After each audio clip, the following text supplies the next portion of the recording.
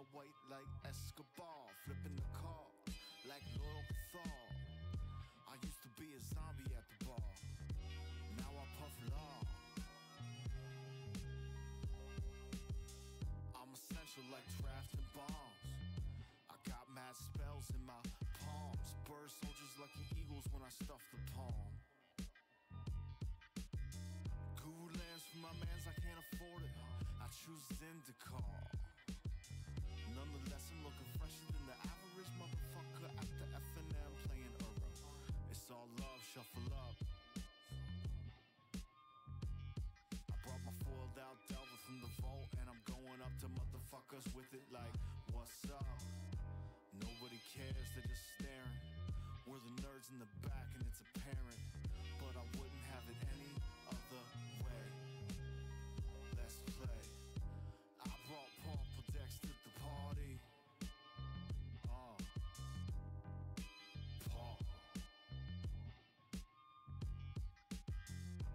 I brought Pauper decks to the party. We in the back, playing that cheap shit. Yo, I brought Pauper decks to the party. Pauper.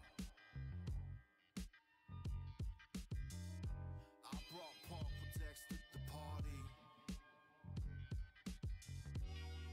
In the back, playing that cheap shit.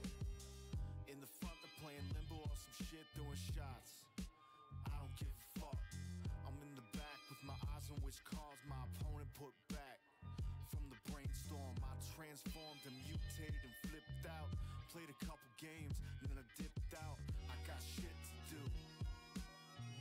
I only play a game or two, but y'all feel the agony of defeat while I cast agony war. Passerbys peep the shoes on my feet. I'm wearing some shit, neon green they ain't seen before. I fiend for more. Fresh kicks and foils, but tonight we keep it cheap. Playing Pauper, come on. I brought Pauper decks to the party. Pauper. I brought Pauper decks to the party. We in the back,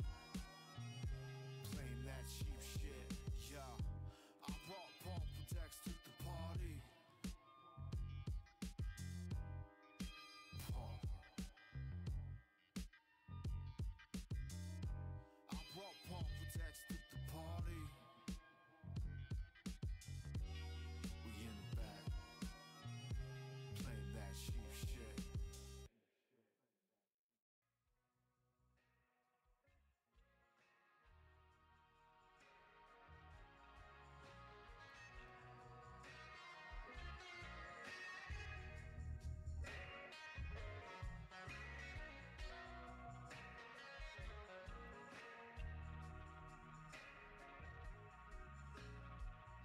Yeah, it's MTG Brad of Orzov,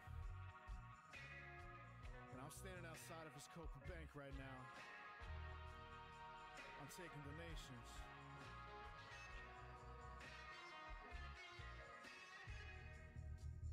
I'm taking donations.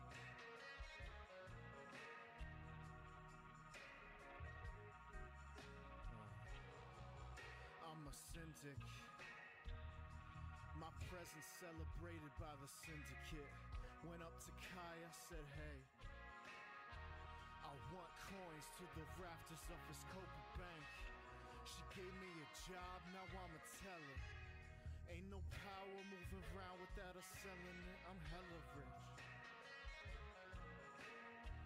I draw verity, circle and hear your words, twist the earnings.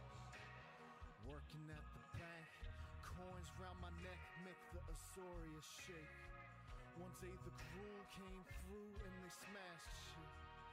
Boros rushed in, chasing after them.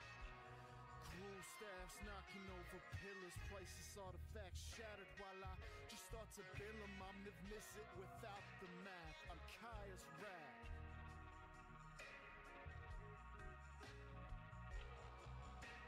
MTG Brad of Orzal.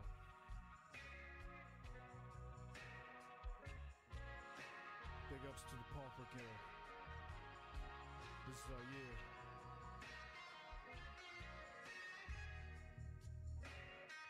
Cause companions ain't shit. This has to be our year.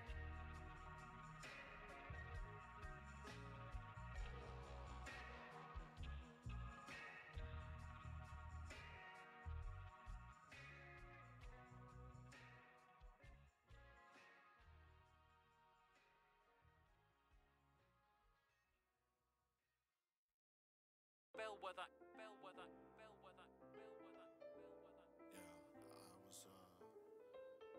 I was sipping coffee at like midnight, playing Arena, man. Late night, playing Esper Control. I got a W Street. That's right.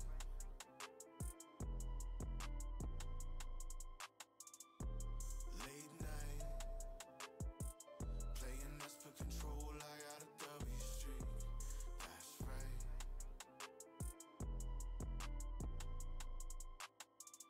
I'm addicted to the competition. My name is MTG Brad and I'm Ozav enlisted. Money and religion, they all should witness. Bronze, silver, gold, I just go till I hit mythic. Spirits from the guild, they often visit. They only scream your name cause it's on the hit list. Now they're swooping down and I'm getting lifted. Tell them drop me at the Senate cause I'm advocating. Money growing like the Simic, I got the vision. Fine print on the contract, I never miss it. Truth, I always give it. Follow your dreams before Demir gets it. Late night,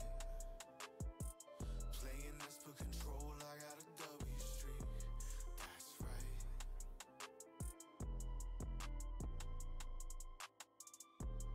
Late night, playing Esper Control, I got a W Street. That's right.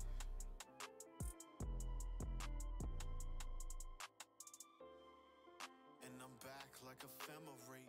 The charming prince with the wit, let me demonstrate. Board wiping it clean, adding some speed. They couldn't stand it, so they fucking banned Lil T. Man, I miss those days, I miss those plays. Bouncing the tokens and they just dissipate. Curious obsession got the tempo swinging. All alone in the arena like I fucking bring it. Born savage, shuffles automatic. I'm playing sleeveless and I'm still catching static. MTG rap just appeared on your plane. Gather round, you know the name of the game. Late night, playing Esper Control, I got a W Street. That's right.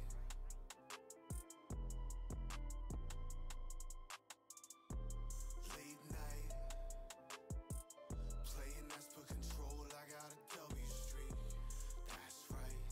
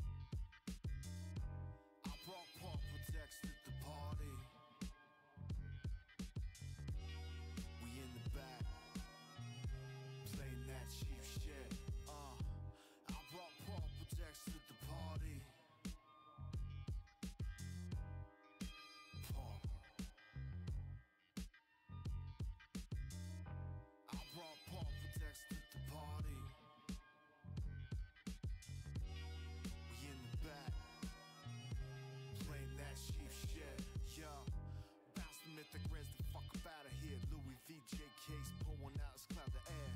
My deck's like 15 cents a card. Mono white like Escobar, flipping the card like Lord Thor. I used to be a zombie at the bar. Now I puff law. I'm essential like drafting bombs. I got mad spells in my palms. Bird soldiers lucky eagles when I stuff the palm. Goo lands for my mans, I can't afford it. I choose Zendikar. Nonetheless, I'm looking fresher than the average motherfucker at the FNM playing Euro. It's all love, shuffle up.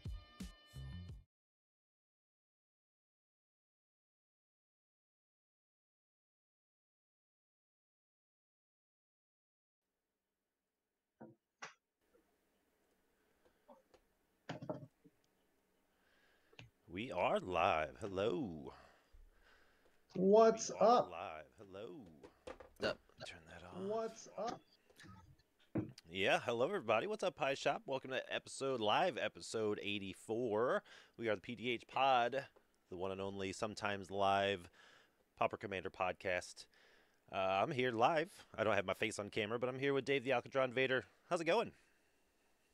That's going really well. Good deal. You sound better. You sound better. Mostly- Yeah, I'm feeling mostly better. I'm still like struggling through runny nose and like a little bit of coughing, which is just really, really irritating at this point. I feel like Yeah. I should be free of this nonsense by now. And Sure. yet, And yet, here we are. it lingers. It lingers. It lingers. I see Liam down below. What's going on? PDH PhD. Not much. Honestly, not much. And it's kind of nice. Yeah. It's nice having not much. It's really nice having not much. Yeah, I bet. Yep. Cool. Well, yeah, we wanted to do this live episode just to sort of like hang out. What's up, Gatorbait? Welcome to the show. Hang out. We haven't done one of these in a while. Just sort of like sort cards and chat. I don't know if we've actually come up with a name for something like this. Dave and I did one a few months ago where we just sort of hung out with the chat, went through some cards, updated some decks, that sort of thing, and just all around had a good time. So hope you're prepared for that. We'll probably be on here, I don't know, episode length-ish, maybe longer, maybe shorter, depending on how we're all feeling, how Dave's internet holds up, all that good stuff. What do you got going on tonight, Dave? There's a couple things that I could be doing at the time. There's cards that I could sort. If anyone wants to just hang out and provide entertainment while I sort through cards, that'd be fun. I realized recently that I haven't updated any of my decks for the Ravnica remastered cards, Mhm. and I know that there's not a whole lot there to like update with, but I could go through the whole process. Oh, yeah. With I remember apologies, to be fine. that episode we did, people were asking, like, how do you update your Mox Field and all that sort of thing when a new set comes out. Yeah. Yeah, I have not yet begun that process for RVR, so I could do that whole thing. Sure. If people want to see that. What about you, Liam? What are you up to tonight besides hanging out with us? I have a couple of different things. One is I want to dismantle some decks, There you go. some just piles, Yep. and then I want to sort them. And then I want to build a deck that I might have pieces for. Sweet. I want to see what I have. Yeah. Cool. Awesome. Yeah, I was just going to sort Yeah. some cards too. I got some stopped by the shop today, and then I ordered some cards as well to update a couple decks, throw one in my cube, that Solid. sort of thing. Trying to get, so I'm not rushing around at the last minute before Chicago to get everything updated, basically. Unacceptable. Yeah, I know. You right? must rush around last minute. It's required. Last minute rush around and then inevitably forget to pack some of them.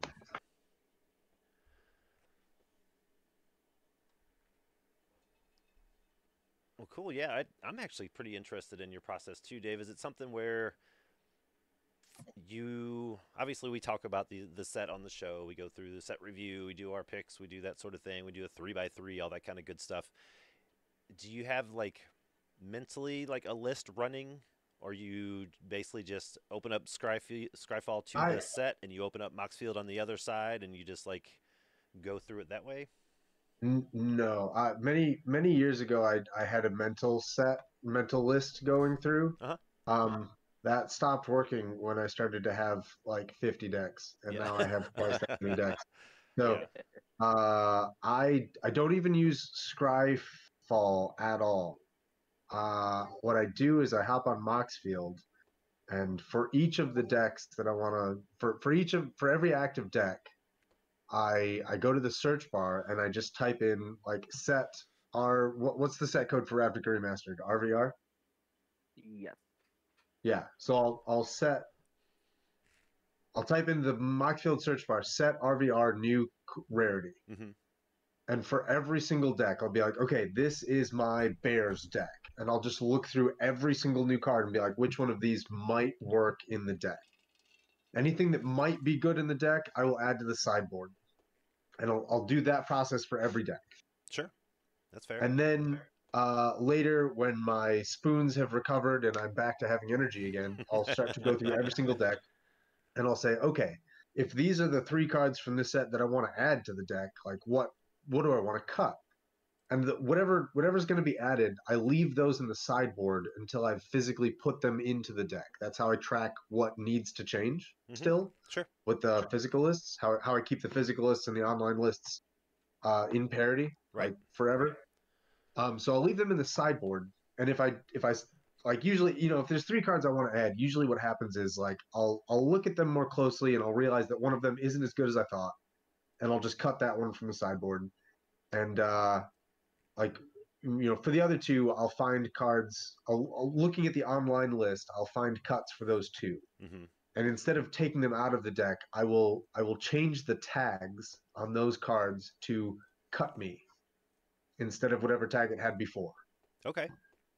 So that's the second phase. Yep, I've seen that.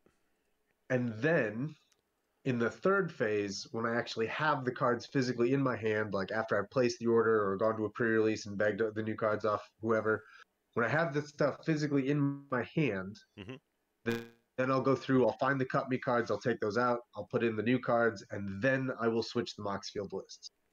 All of that is why Bobby hates me, because he follows me on Moxfield, and every time I make a change to any deck, it pops up at like the top of his like newly updated decks things. And this process involves me updating 100 decks 3 times each. And so like times. when I'm in this mode, Bobby's entire feed is just nothing but Alcadron decks for like 6 weeks at a time. Right. Well, so part of that sounds like Bobby's fault, because your feed is updated like immediately when somebody you follow updates a deck. So if Bobby only follows you, then he needs to find other people to follow. Because because I like whenever you update all your decks, you are the only thing in my feed for like 24 hours. And then after that, it's like back to, Scooby-Doo and Wizards of the Coast as usual. Yeah. Yeah, for a while. Bobby's in the chat. He's my people you follow page turns into Alcadron's entire deck list folder feed for a while. And then after it happens again. After 24 hours, it's Scooby and Brad and Chris and honestly Bobby I see in there a lot. And I think I see Gator in there a little bit from time to time. Like sure, but then it happens again because I update the decks 3 times. And like what's probably especially irritating for Bobby is that like the way that I track whether or not I have gone through this list for a deck is like every time a set comes out, I'll choose 1 card in the set, some colorless card that I can use as like a flag. Flag is programmer language for just a setting you can toggle that will tell you something. It'll give you information. Sure. And so I pick 1 card to be my flag, and I will add that card to literally every single deck. Because sometimes like a set comes out that just doesn't have anything for a certain deck. Like it's been a while since Animating Fairy has gotten any like real like intense juice.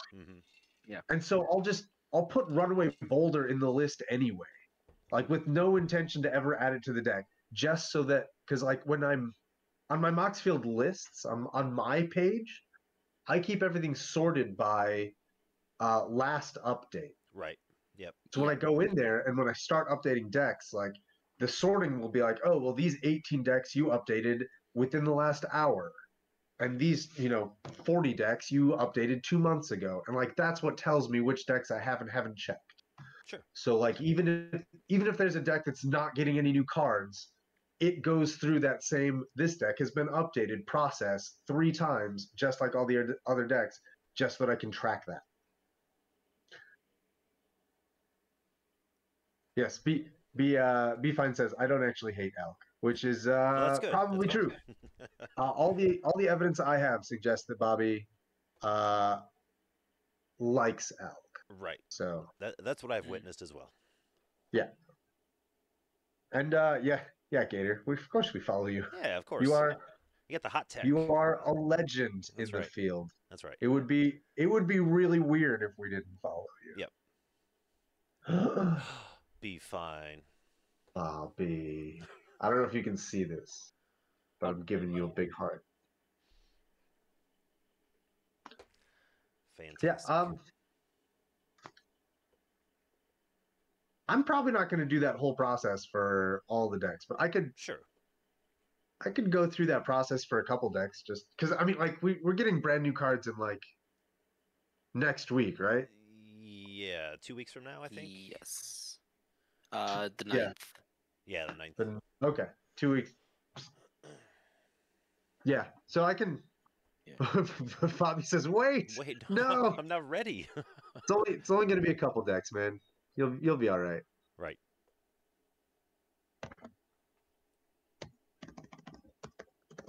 Let me shut my camera down and I'll share my screen instead. Sure. Yeah. Recording. Turn off camera. Share my screen. Booyah.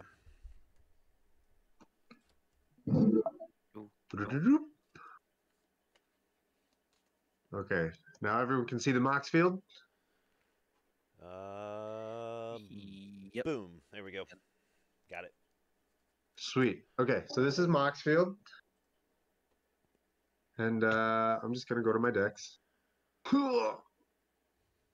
I usually like to start at the bottom. That one's not getting updated. That one can stay down there. Yeah. Let's start with Heiko and Norika. I'll open like 4 at a time and just sort of go through them. So here's the Heiko list. You can see it's up to date because there's no sideboard. You can see the clear absence of a sideboard down here. Sure. Means every card that is meant to be in the deck is currently in the deck. So I'll just come here and I'll go set RVR, new rarity. If I'm doing this a lot, I will copy that whole thing. And then I'll make it give me the whole list, which is apparently 2 cards. I don't think I want either of these cards in Heiko. Probably not. What do you do? So we're gonna close Heiko. Control W. Defaults to the cursor in the search bar, so I'll just hit Control V, enter. You're not a samurai or a warrior. Okay. That's not gonna happen. Control V, enter. Nope. Control W. Control V. Enter. Ooh, got some options finally. There you go. They're all still bad. Still For the otter. For the otter, specifically, yeah. So we're not going to do any of that. Okay. Dread Pirate tokens, Gorks, Furnace Gremlin, Sewer Witch, Phoenix Lands, Circara, Invasion to Dominaria. Okay, let's see. Dread Pirates also doesn't want either of these red cards. Okay. Gorks. There are no new mono black cards. Oh. Cool. Alrighty. Cool. Furnace Gremlin doesn't want either of these red cards. There's no new mono black cards. Okay. Phoenix Lands Beating is all colors. What does it want?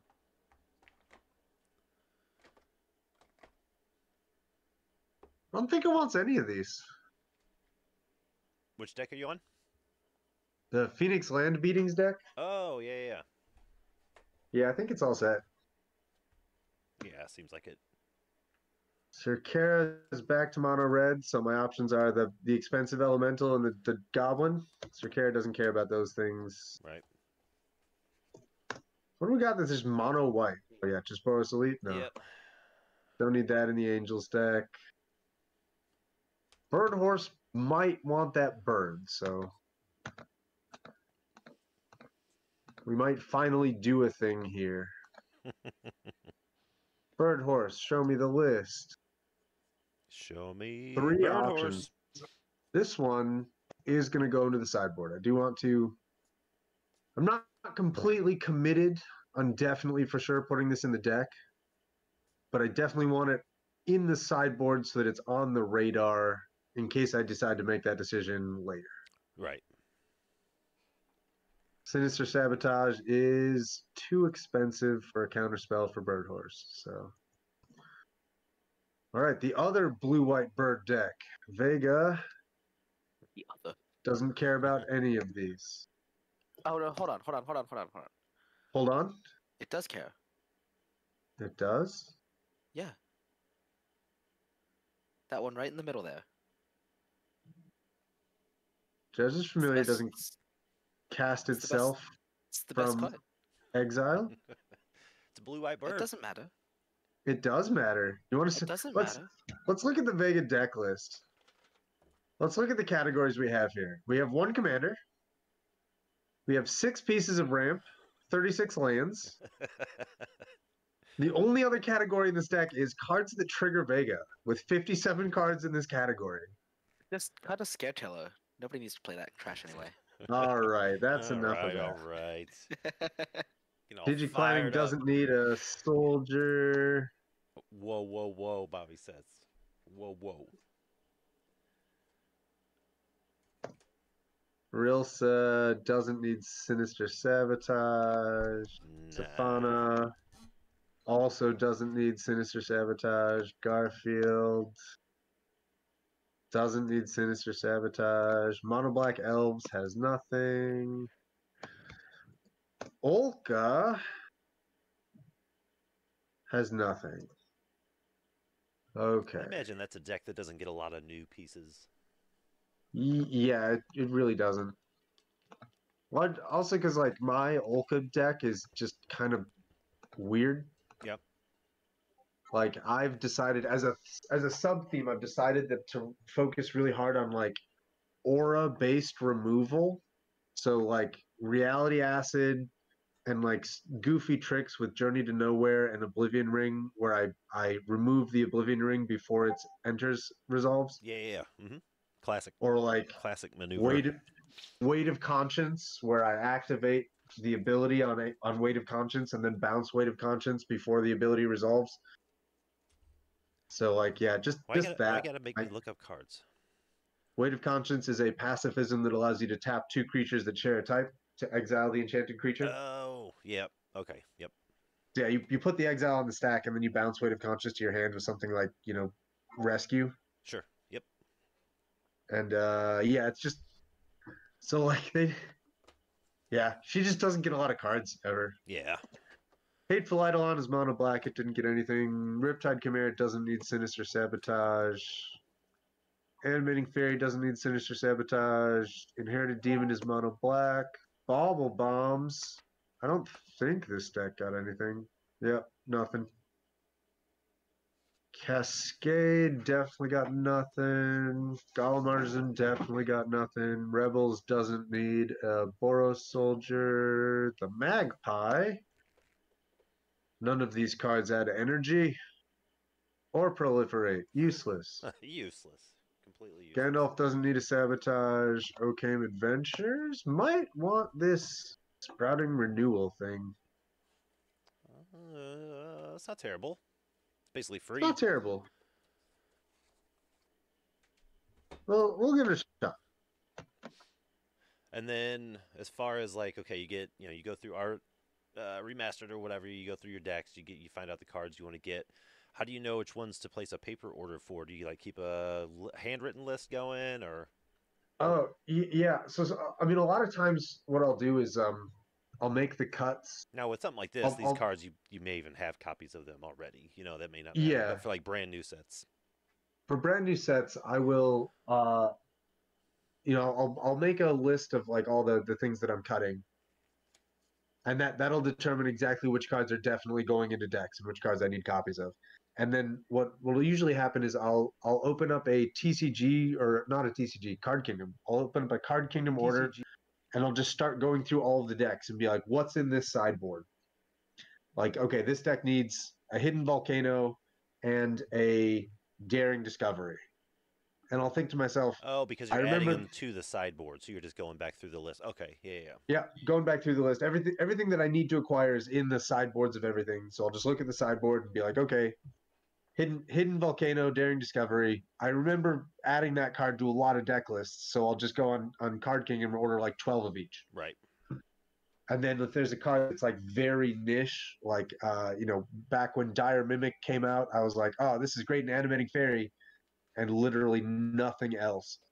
That's when I'll add. That's when I'll order exactly one. If there's a card that's like sometimes good, I'll order like 4 or 5. Sometimes 12 is not enough. Like I ordered 12 Hidden Volcanoes. It was nowhere near enough because I'm a fool. So I know. I've gone to the shop probably, I don't know, a handful of times since LCI came out, and every time I go through the box and I'm like, okay, I'll pick up a hidden courtyard and a hidden this and a hidden that. Like, I might as well just get all the ones they have in the box. Because every time I go, I end up picking up more of them. Because they go pretty much into most decks. Autumnal Gloom badly wants a Slitherhead. Badly. Oh my god. Okay.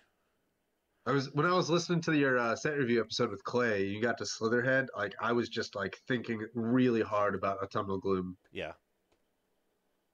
What's up, dude? Welcome to the chat. Then home to sleep. Mandated back at 2:30 in the morning. Nope. Godspeed, Right. dude. I don't think Quill Spike needs anything. Quill Spike definitely doesn't need those cards.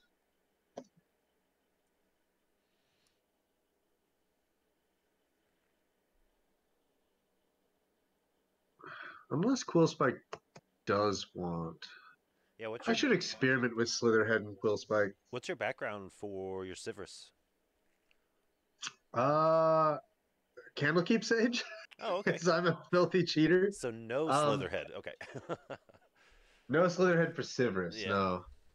Right. Yeah, I keep a Feywild Visitor nearby in case anyone has a problem with it. Mostly they don't. I see what you're saying. Yeah. Oh, I shouldn't. No, don't main deck that. Sideboard this. How does Dimir Sivrus play out? Is it pretty cool, or? I mean, everything's cool with Candlekeep Sage, but like just in general. Honestly, Candlekeep Sage doesn't do a lot for me. Candlekeep Sage is there to like discourage people from trying to kill Sivrus. Because when with Candlekeep, like I don't really flicker Sivrus a lot. I just want to make it so like when someone's like, "Man, that Sivrus is doing a lot of things. I should kill it." Oh, but then he'll draw 2 cards. Like that's Right. I just want you to think twice about it. Yep. Is the only reason I do that. But no, Dimir Sivrus play is really fun. I decided that I wanted to load it up with everything that had flashback and unearth, so that when people decided to not let me have the cards, I could play with them anyway. So fine, I'll take my ball and go home. Yeah, and so I run basically everything with unearth in the deck, and like the play patterns that I think are really exceptionally fun are when you unearth something like First Sphere Gargantua. Yes. And you get the card draw, and you get your attack with your 5/4, and then you flicker the Gargantua so that it comes back into play, gives you another card draw, and then stays in play permanently until you sacrifice it to Sivrus. Yep. And you put it back in your graveyard, so that next turn you unearth it again, get your card draw again, get your another attack for 5 in, and then sacrifice the unearthed thing so that it goes to exile permanently. and like you've gotten 3 cards and like uh, 3 attacks if you want off it, Right. and then it's gone forever, and you get like a couple extra Sivers triggers out of it. It's just like that's the kind of value engine that I strive for in my Siversing. Sure. Sivers is definitely capable of that. Yeah. I don't think Adaumi wants anything. Yeah, just the Sinister Sabotage? Definitely not. Which Yeah. means that Vohar also doesn't care. Yeah. Competitive Crab. Yeah, Gator, Madness and Flashback are amazing with Sivers.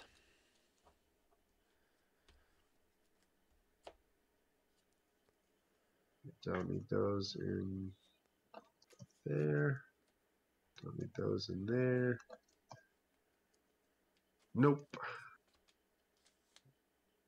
I hadn't really built a lot of decks or, Yeah, really you're a zombie. really theorized much with like the Madness and Flashback and stuff like that until I built the Mouth of Sauron, and that's just like I want everything that I can cast from the graveyard. Gimme. God, Traitor's Clutch is so cool in that deck. Oh my god, it's great. It's great. I love that card.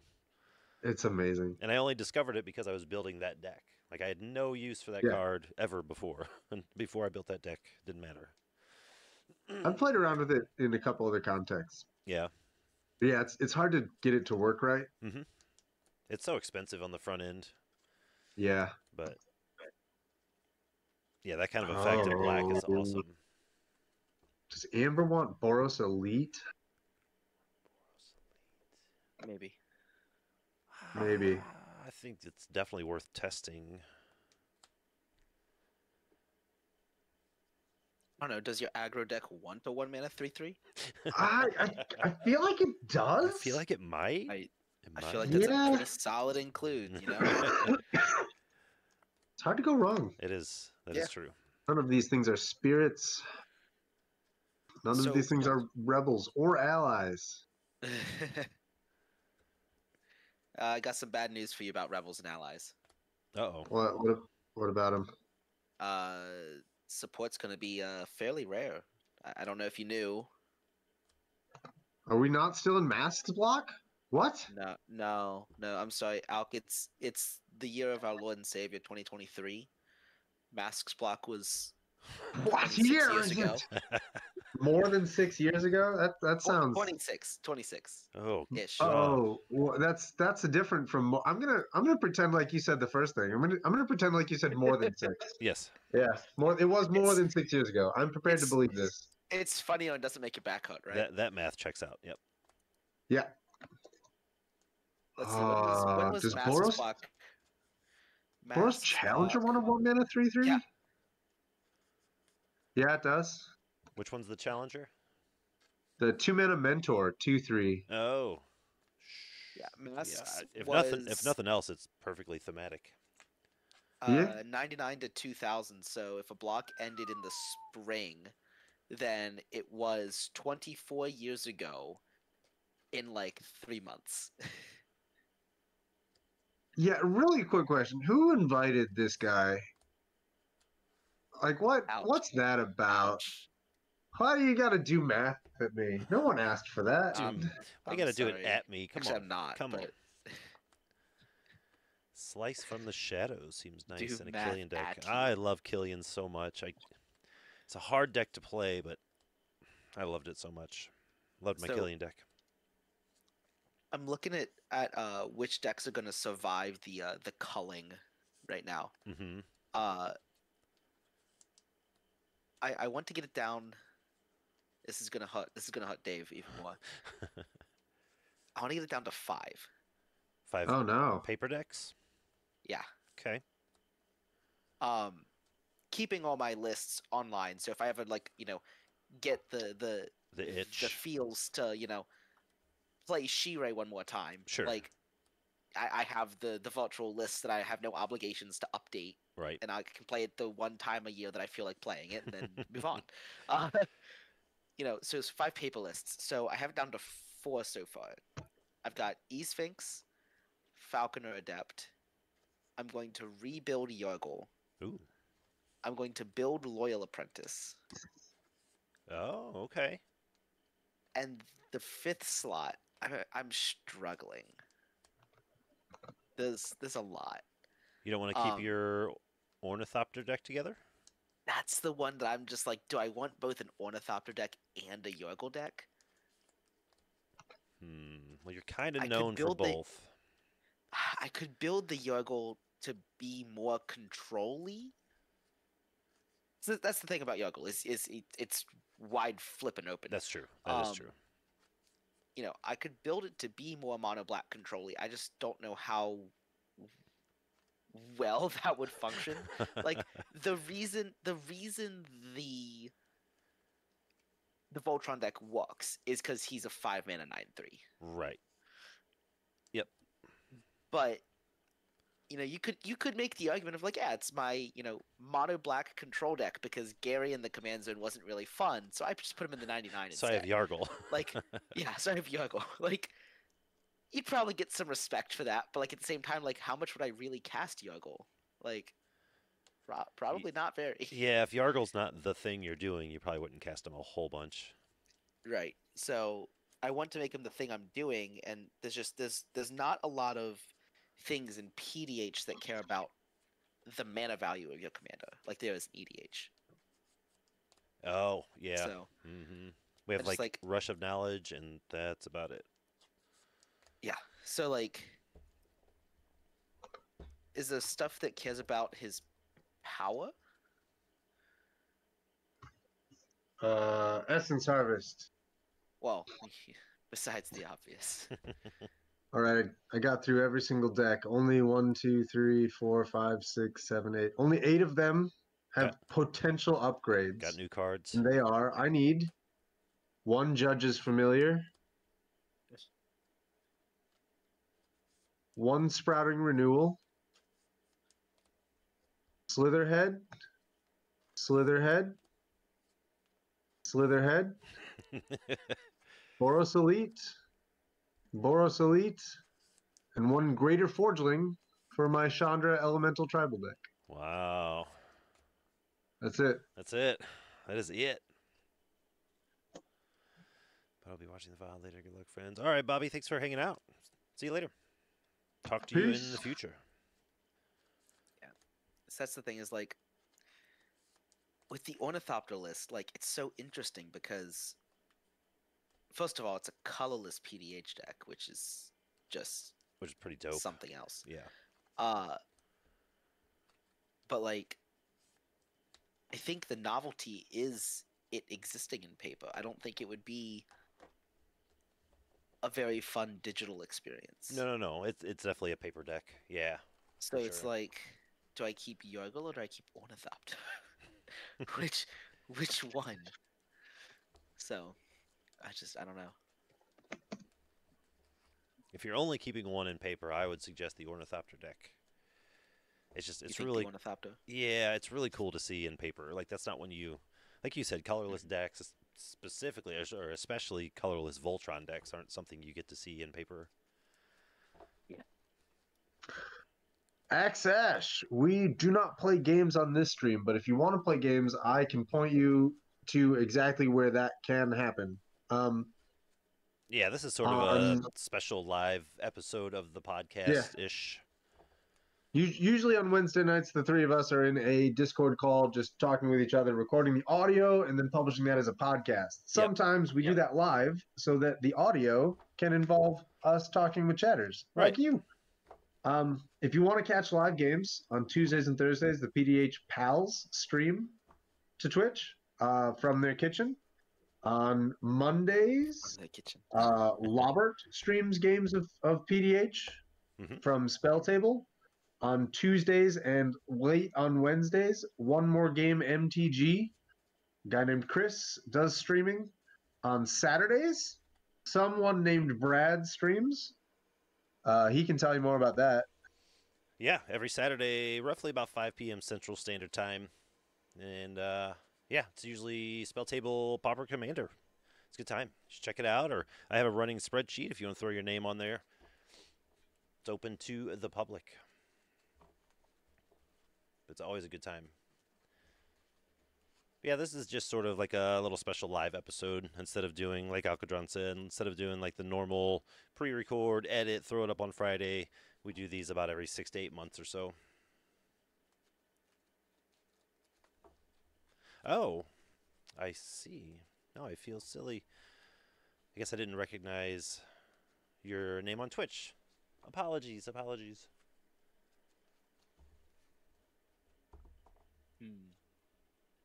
We have been known to play games together, the three of us. Oh, sure. Last Monday we did a game with Derek. Yeah, with Derek from RC on his Sweet. the PDH RC YouTube channel. Yeah. Caden, what's up, Caden? There we go. I What's know up, Caden? you. There you go. You're the guy who likes Carter. But yeah, even more so, you're probably familiar. If you go to the LFG channel in our Discord server, one of the pinned messages is my spreadsheet for the signups for my Saturday streams, if you ever want to get in on one.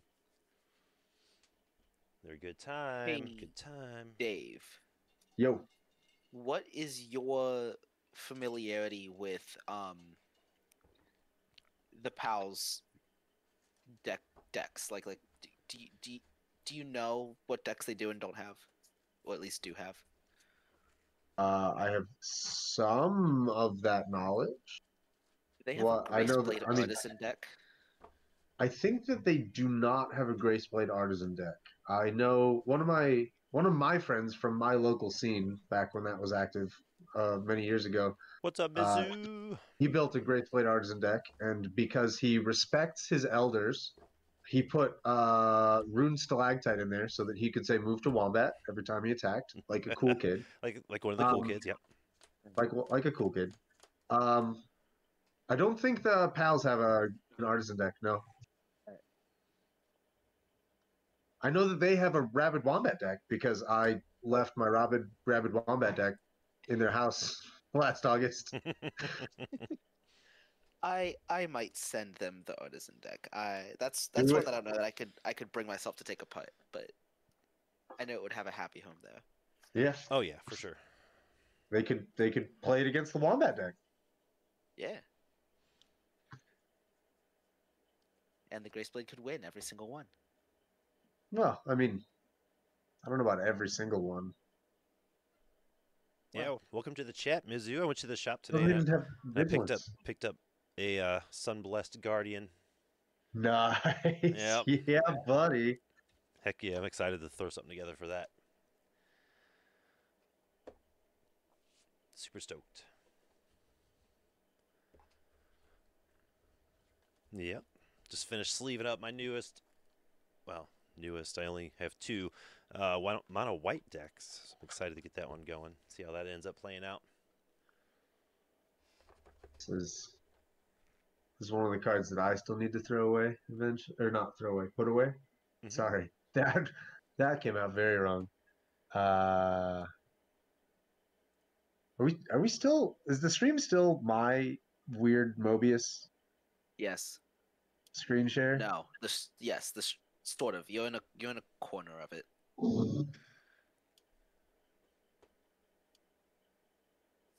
There we go. All right, here this. There we This is the card that I still need to put away. I got this one signed. Mhm. And I got this guy signed.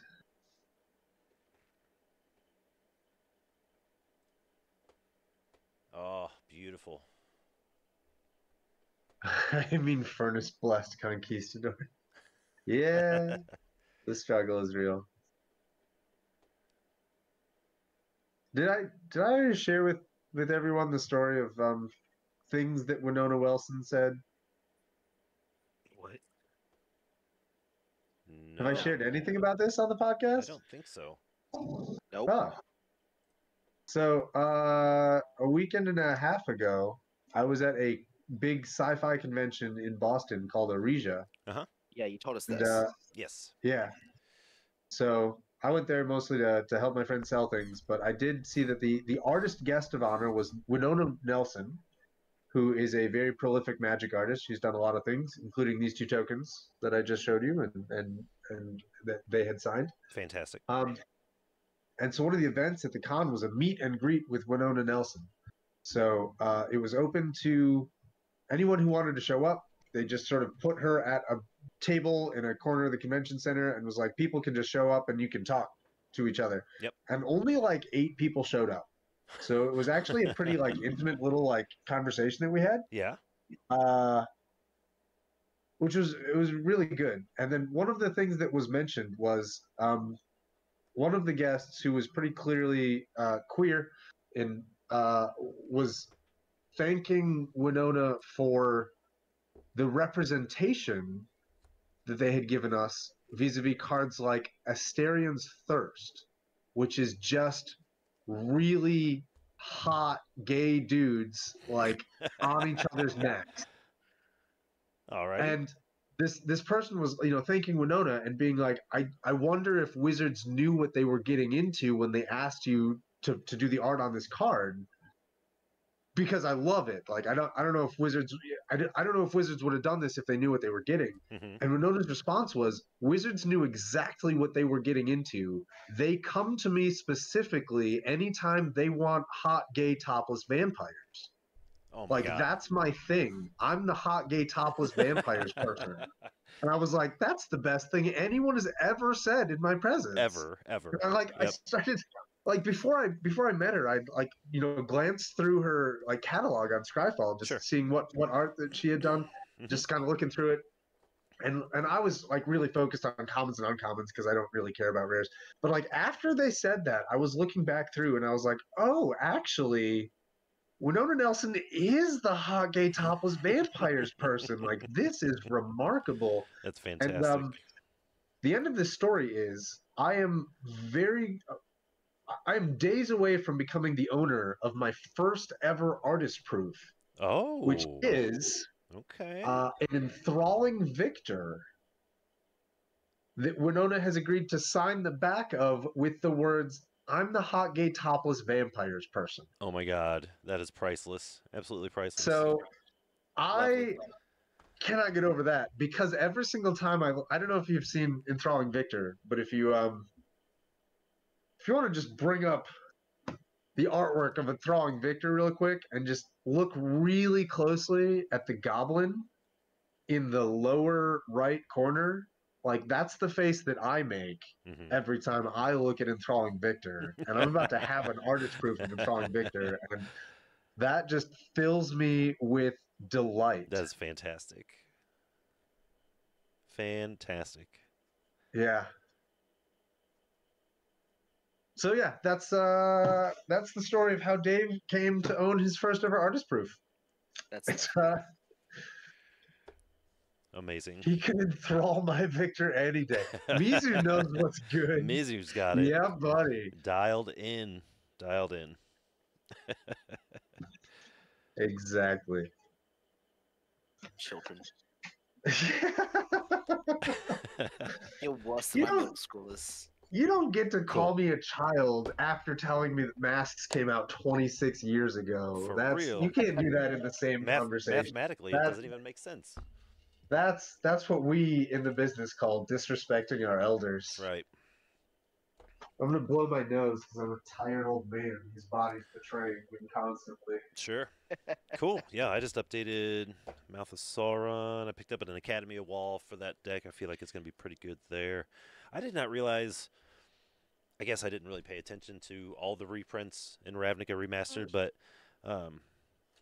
all the Transmutes got reprinted. I ended up pulling in 2 packs. I pulled Drift of Phantasms, Muddle the Mixture, and Dimir Houseguard today. I'm like, oh, damn, that's pretty cool. And a foil Dimir Guildmage.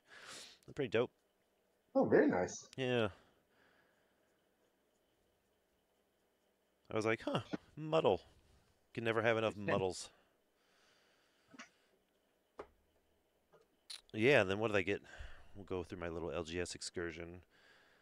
I grabbed all the typed duels that they had. So not many. I guess those are crazy popular. Hey, I got me a Slitherhead. Sunblessed Champion. Very nice. Got an White Border Ashes to Ashes that someone's wants me to alter for them. That's cool. Yeah, 5th edition. Chronicles or fifth? 5th. Fifth, okay. Corrupted Conviction, or a bunch of Corrupted Convictions and Gloomfane Maulers. The original Ashes to Ashes art was Drew Tucker, right? I believe so. Then, that sounds right. Then in 5th edition, it got the new art. Yeah, Doug Keith. Yeah. Yeah, I definitely prefer the original art, but couple Sulphurous Blasts, Rapacious One, Daring Discovery, Seismic Monstrosaur. I did not have any of those. I'm glad I got a couple of those. What? Seismic Monstrosaur is the best card from LCI. I know. It's fantastic. And LCI had so many good cards. I picked up a couple Timberland Ancients. I didn't have any of those either. The Forest Cyclers from Mom. Oh, yeah. Pretty decent. 6/5 Trample Reach. Yeah. I found a card is a foil, and a half. A foil 9th edition Scaled Worm. That was pretty dope. Incredible. Right. It's another one where I prefer the original art from Ice Age. Yo, yeah, absolutely. Absolutely. Yeah. And then some White Border Spirit Links. Very nice. And a Destroy Evil. I'm just picking these up as much as possible because they're like $1.50 for some reason. Is that the 2-mana instant that destroys a big creature or an enchantment? Yeah, toughness 4 or greater or an enchantment. Yep. Yeah. I like that card a lot. And then some Boros Elites. Yeah. So yeah, I went there for like 6 cards and walked out with 32 plus 2 packs. Nicely done. Yep, sounds about right. What is this nonsense? But yeah, most of these are for decks or what have you. Corrupted Conviction and Corrupted Conviction for the cube. And so is Generous Int. That's for the cube, the Pauper cube.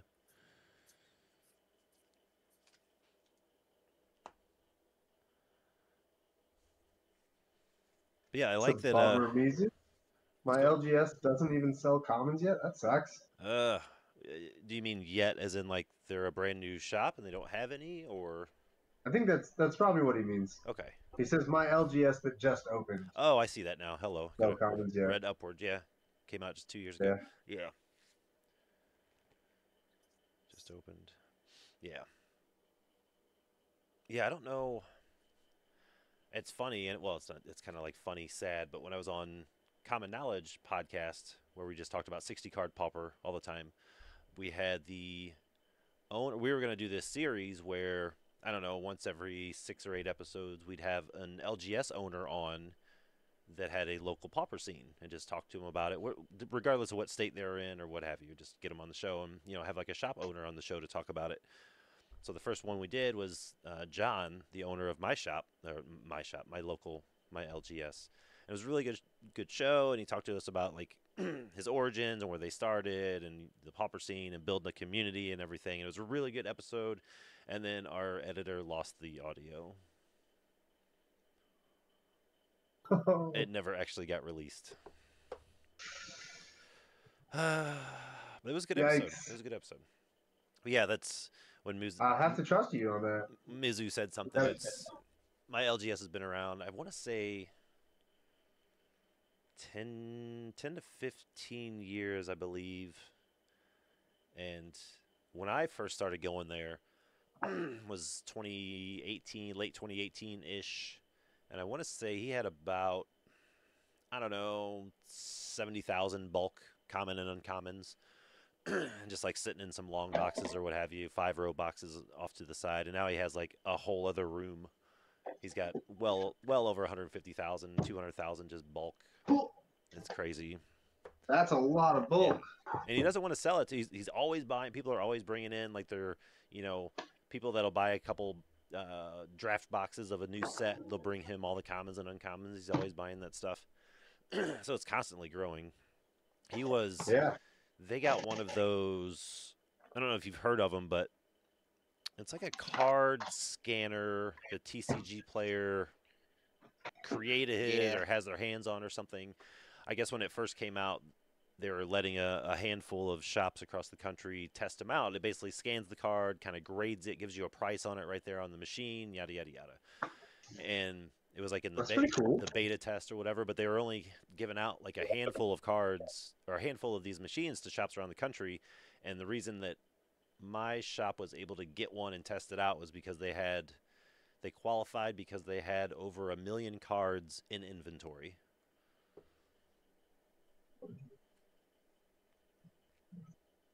$1 million. Yeah. Between their That's bulk and their cases and the vault and everything. Yeah. that number's a little bit crazy. Yeah, that's pretty large. Yeah, I'd say. Yeah, that's the only reason he's got so many commons and uncommons, because he just buys them. He gives like $4 in store credit per 1,000 and just go with it. That's awesome, actually. What used to be the cost of a standard booster. Right. Yeah. Yeah, the Ravnica boosters were $5.99. But Well, those are Ravnica remastered. yeah.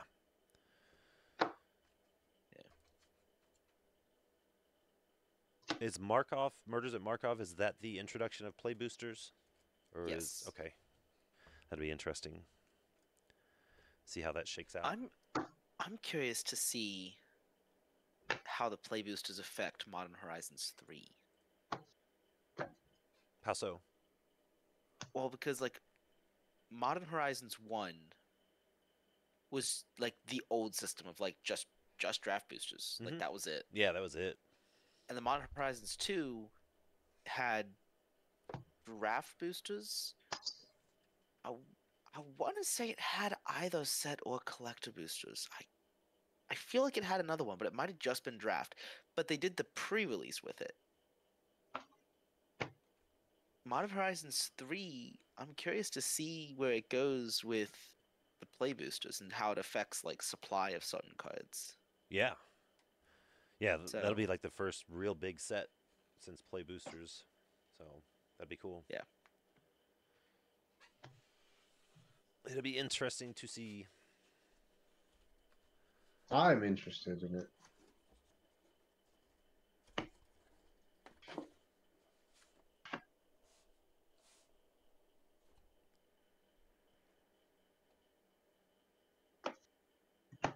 How are you guys looking for Chicago? Are you getting ready? I An event am. that's still in a month. I can't stop thinking about it. And I'm only going to be there for like half the time. Yeah, I mean, I'm yeah. really excited. I'm still trying to figure out like the big thing for me is like usually when I travel, I try really hard to travel without a checked bag, so that I can just keep everything with me all the time.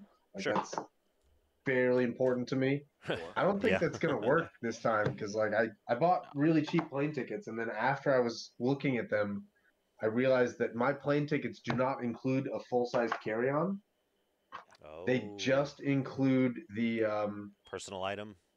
personal item. Is So it- I can have Did like you go through Frontier? I don't think so. No. I don't remember That's the how name of that's it. how they did it too.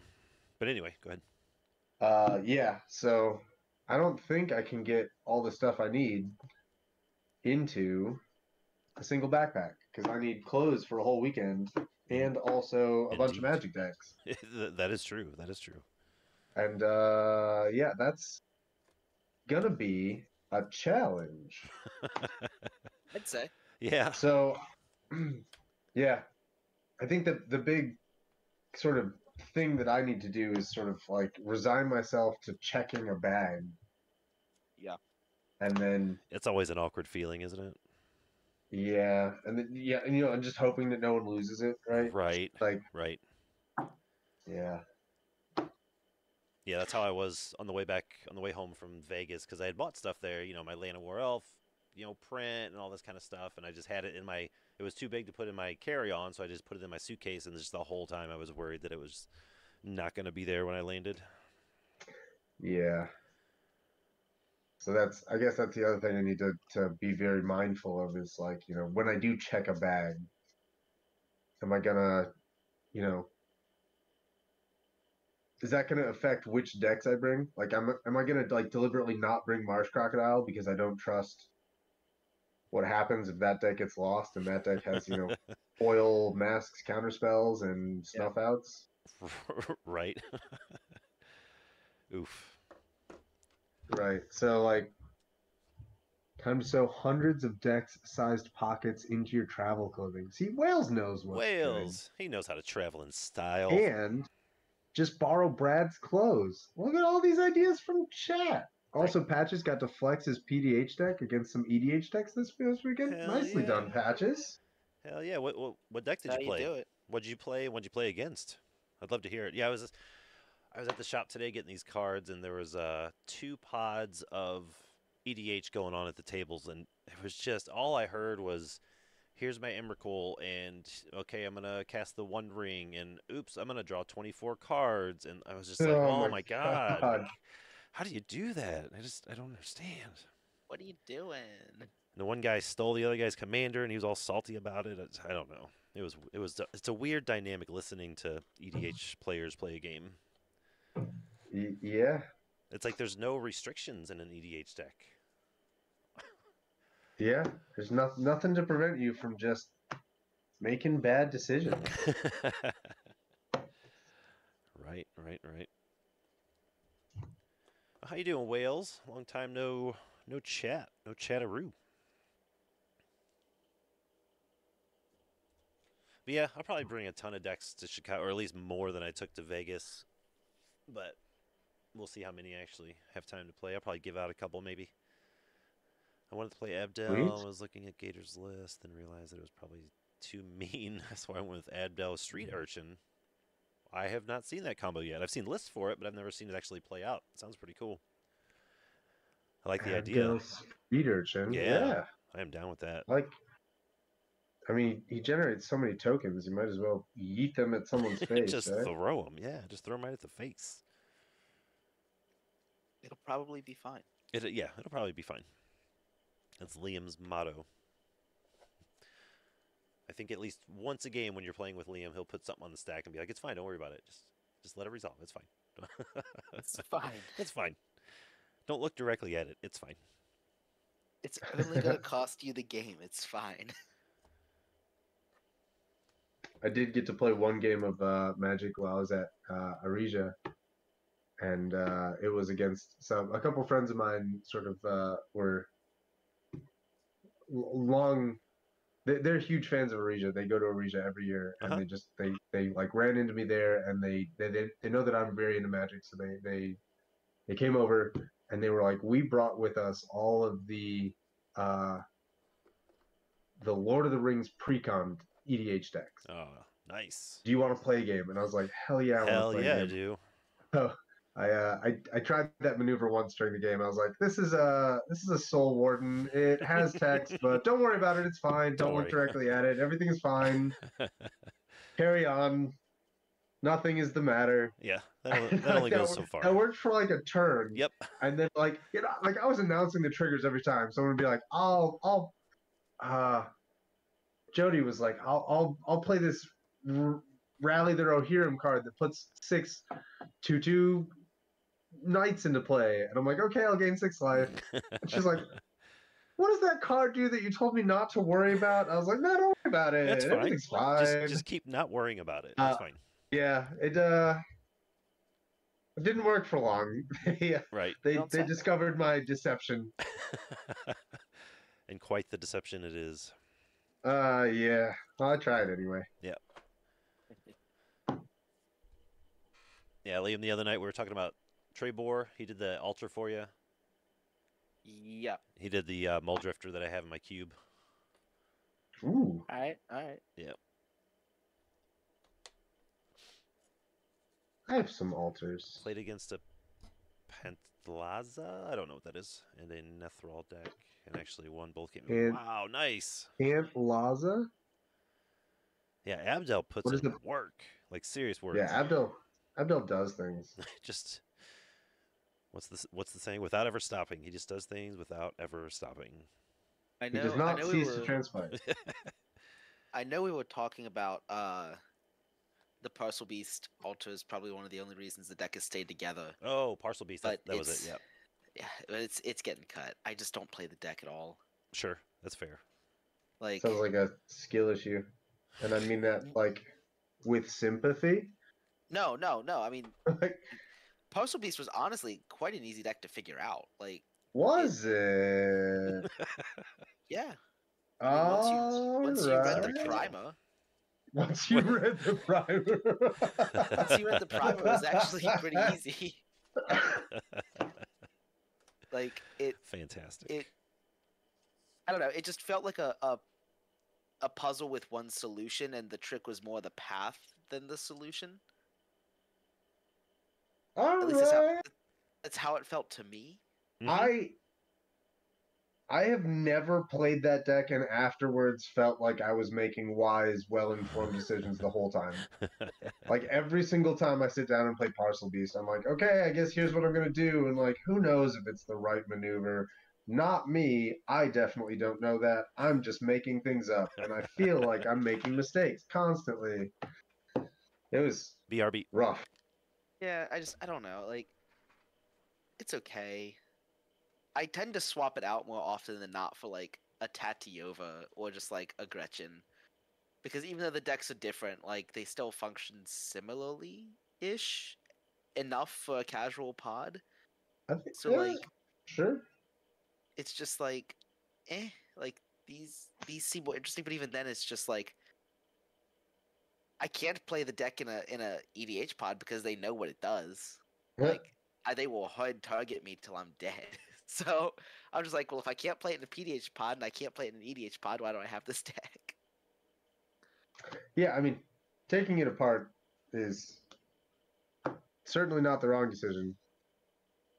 But Yeah. describing it as easy to figure out is where I was like, wait, what? Are we talking about the same Parcel Beast? Just call. Is it like- Yalaron's deck? And to It go, is. please give It's me Yalaron's reassurance. deck like it's Yalaron's deck like card for card as it existed when I built. I haven't updated it if Yalaron's updated the list. I've heard very little from Yalaron in recent years. I also just haven't checked his Mox field. Maybe he's updated things. Who knows? But yeah, you could just call Yalaron and be like, hey, help me make decisions. He's a very good player. He does wise things.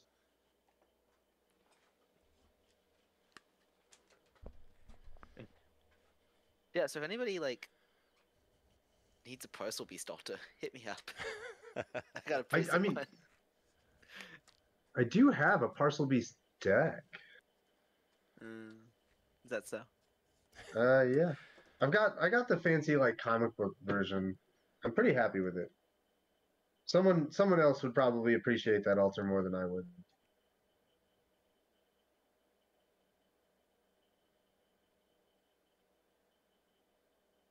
I think my favorite thing is the sleeve I've put it in. Yeah. So here's the card. Uh-huh. Yeah. Here's the sleeve. Nice. Yeah. You monster. You monster. You bastard. It's what it's deserved. I mean, I do associate Parcel Beast very strongly with Is It, largely because the other Yalaron deck that I have played and tinkered with and experimented with a lot over the years is It Guildmage. So like, those are my two combo decks. Are Parcel Beast, Yalaron's Parcel Beast, and Yalaron's Is It Guildmage are the two combo decks that I play. So yeah, in my mind, Parcel Beast is vaguely Is It-ish. Sure. That's fair. What's up, Brownie? Brownie, what is going on? Dave, I did have a question for you. Yeah, what's up? An actual PDH related question for you. I don't. Oh. I just now started getting around to playing all the land cyclers, the Ints Yeah. and the Monstrosaurs and the. Oh, I've played Gloomfang for a Yep. while because I just think it's awesome. Gloomfang is outstanding. Do you play them generically, or do you try to play them in decks where you have a chance to get them back from the graveyard? Or both, I guess. That's a really good question. I play them in decks that would be very happy having that, being able to cast that spell. Okay. I see what you're So, saying. like, I mean, they're in my Elena and Brynolin deck. Not because, like, if I land cycle them in Elena plus Brynolin, I'm never getting them back. But, like, I like having the modality of being able to land cycle them if I need the land drop that turn, or if I'm flush with lands and I draw them late, and it just be like, I need a big get ruined beater on the field. Right. So yeah, that's my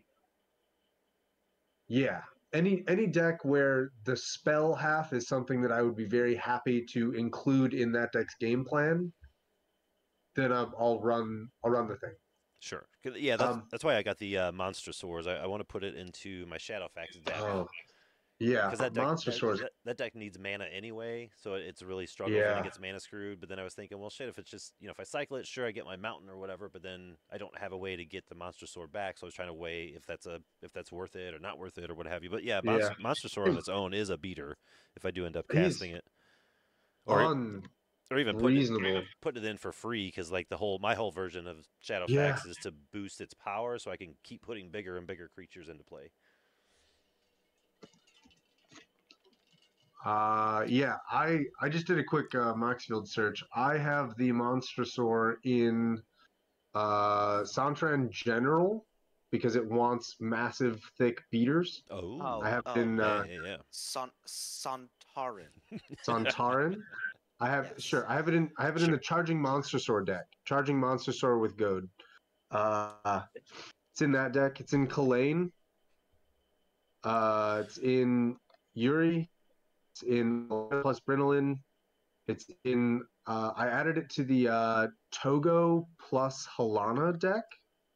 Mm-hmm. It's in my Leafkin Avenger deck, and it's in the Coastline Marauders deck.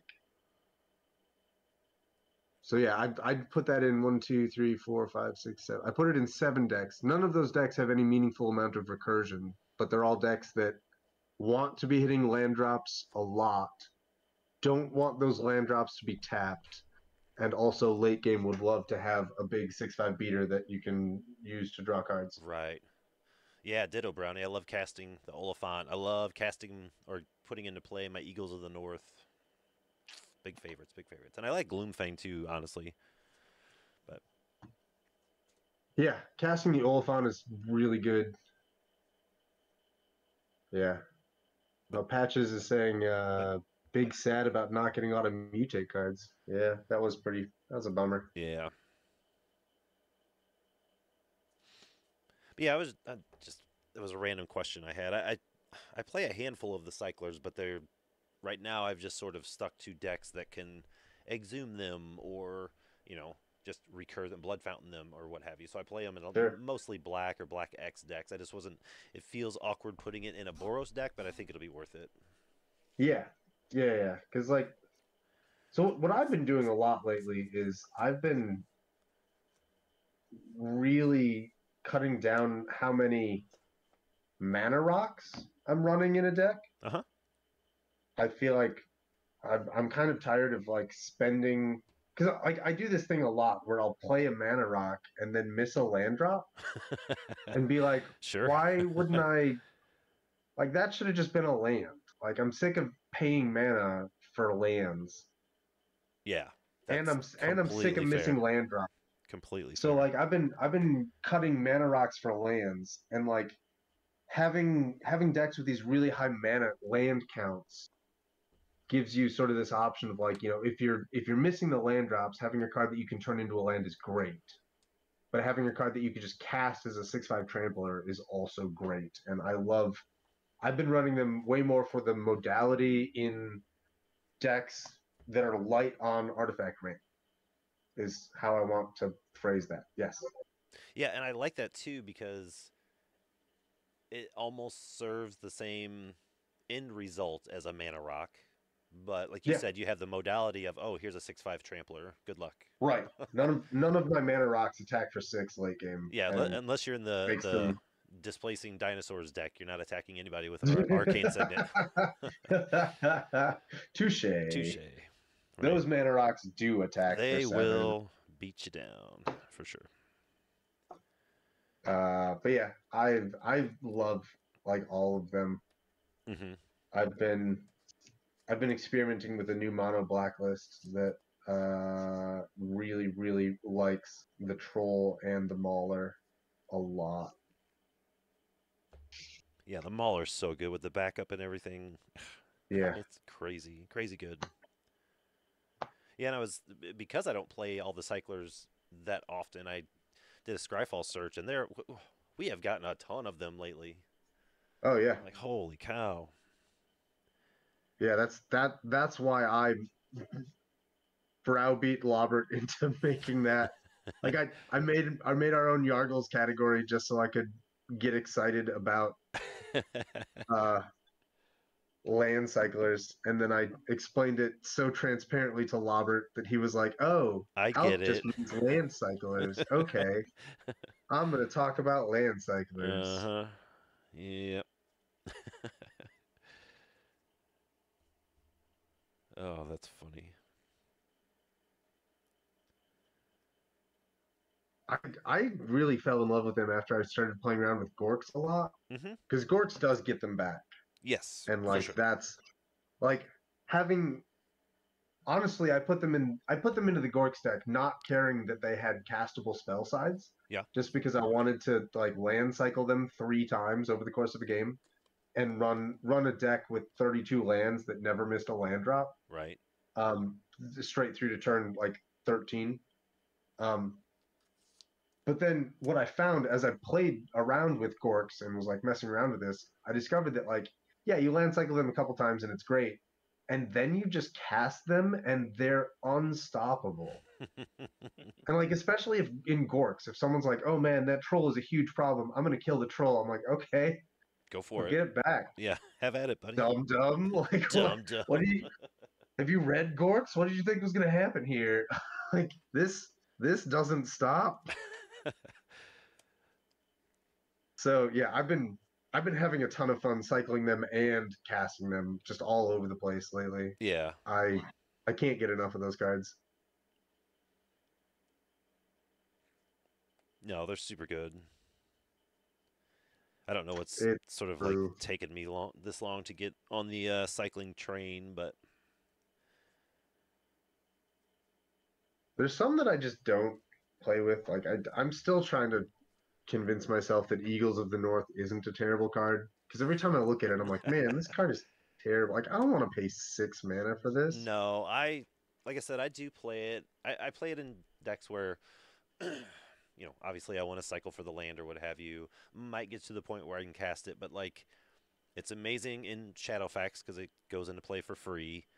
It's amazing in any deck that has Shadowfax. Yeah, it's amazing in any deck that has flickers in it. So that's where I usually actually care about playing it. But no, on its face, it's not like generic value for me for the most part. Yeah. Like all of my white decks that want to be doing that sort of thing are like so all in focused on something else that I just can't find a cut for these Eagles. Like even though I like cycling. Sure, that's fair. Eagles of the North can also get Idyllic Grange. Okay. Yeah, that's the protection one, right? No, Idyllic Grange is the +1/+1 counters. Yeah. Oh, I just Sajiri Step is the Step. protection. Yeah, I just bought one the other day. Eagles can't get the step.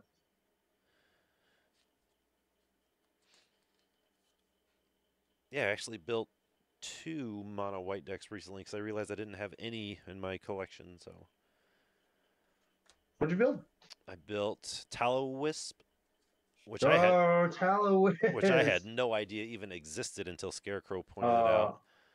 definitely loved Tallow Wisp for a Yeah. long time. And then Lone Rider as well. Lone Rider, yeah. Yeah, the flip. Flips into a big life linker. Yeah, it's a 1/1 first strike with lifelink. If you gain 3 or more life this turn, you transform it into a 4/4 with first strike, trample, and lifelink. 4/4 first strike, trample, lifelink. Yeah. That sounds not small. Not small. So, yeah, should be fun. Cool. Yeah, and I guess Shiny Impetus is probably just the best Impetus because I cannot find that card anywhere. I'm just going to have to order it from Card Kingdom or something. Is it? I can't find a single copy at the shop. Like, I can find Martial Impetus, Psychic Impetus, all that stuff all day long, but not Shiny. Huh. That's got to be irritating. Yeah, a little bit, but that's okay. It's not uncommon to not find a card I need there. It's rare, but not uncommon. But yeah. We don't discuss rares on this show. Oopsie.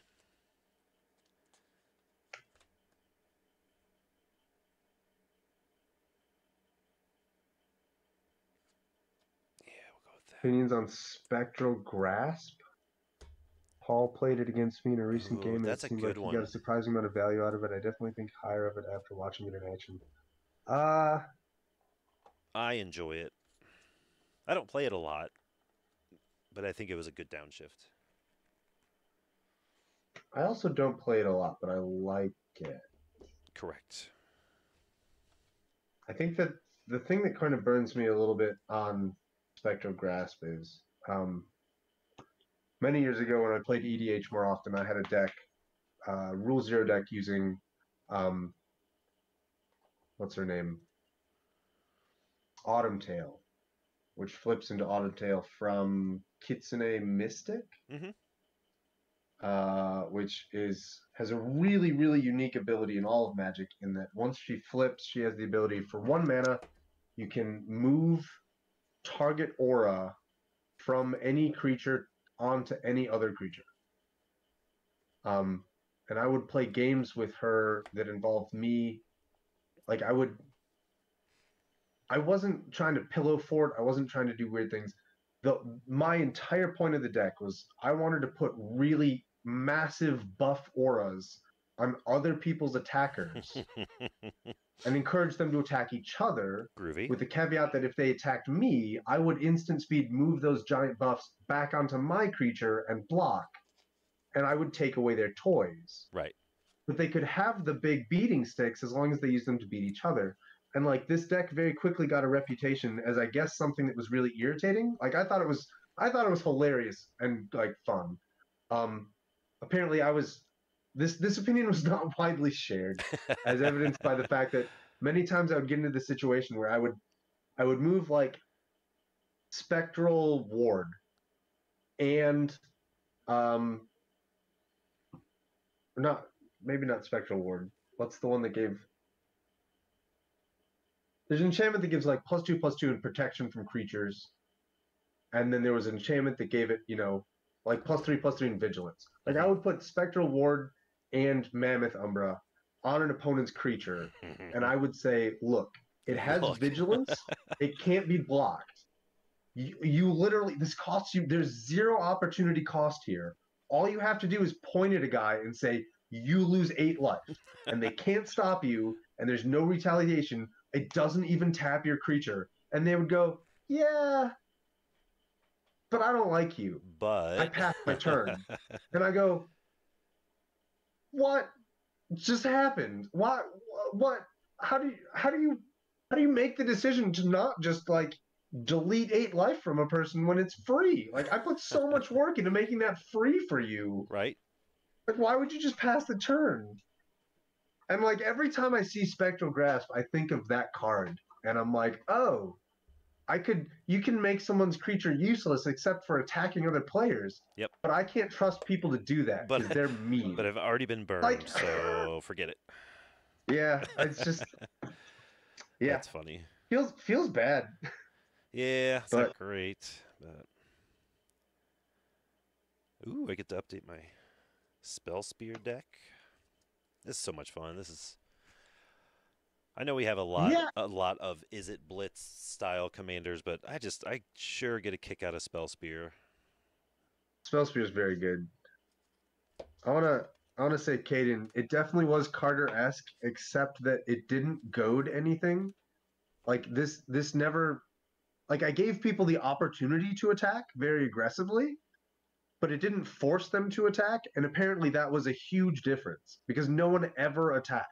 Huge difference, huh? It was bizarre watching these people be like, I don't want to attack right now. Like, What?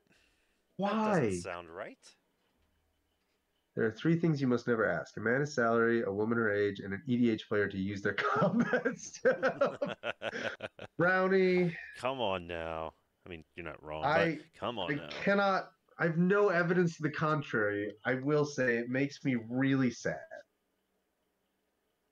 Yeah, after that deck largely sort of fell apart, I built I got sick of people not attacking, so I built a what's the spider? The Rot Yeah, Widow? No, the there's a Jund colored spider that says all creatures attack Fantas. every combat. Oh. What is it? Fantas. Thantis. Yes, thank you. I built a Thantis deck with no win condition. It's exclusively cards that give other players tokens. Stuff like Tombstone Stairwell and Hunted Troll. And I was just Amazing. like, here's a bunch of toys. You have to turn them sideways. Go. Go. And it turns out people hated that deck so much more than they hated the Autumn Tail deck. And I was like, at some point you just got to be like, maybe it's you all that suck, and I should just Right. find new people to play with. Right. I think you might be onto something there. Yeah. What do you think? Let's make this decision right here, right now. Let's do it. Should I bring those two decks to Chicago? No. Why not? No. I would. Just for the no. Liam's just like, I can't be forced to attack. I'm gonna attack anyway. Your deck's not gonna do anything. Oh, well then it'll be fun. I think you should bring at least one of them. Bring the Jund one. The fox, I've looked fox at and the spider. I've looked at that one before, and it seems hilarious. All right, I'll bring the spider. Yeah. I struggle to remember the spider's name because I pretty much exclusively refer to it as Party Spider, Well, which has caused my boyfriend to my boyfriend built a deck exclusively designed to play alongside the Party Spider deck hmm using he calls it the beer elf. What's the Simic elf that makes everyone draw cards when they attack players? Oh, I have no idea. Is it Edric? Edric, yes. Oh. Edric the Yeah, Spy yeah. Master. Yeah. So he has an Edric deck that's just like the only meaningful win condition in his Edric deck is that somewhere there's a Lab Jace, and like hopefully he's just counting on the Party Spider deck to give him so many creatures that he can send so many other places that he'll just eventually draw his deck out and win with Lab Jace. That's the maneuver. It's really fun together. That's hilarious. Yeah. Caden says, I feel like the number one biggest mistake I see most players making, not attacking because they either don't want to upset anyone or they don't want to put in mental effort to figure out the attack. Attacking is how you move the game forward. It also helps keep life gain players in check. Yes. Sure. Yes. Yeah, 100%. I agree with every single word that you said. I feel like that was I feel like when I was playing these games with people and they were just very resistant to attacking, I feel like yes, they were making mistakes along all of these axes. Right.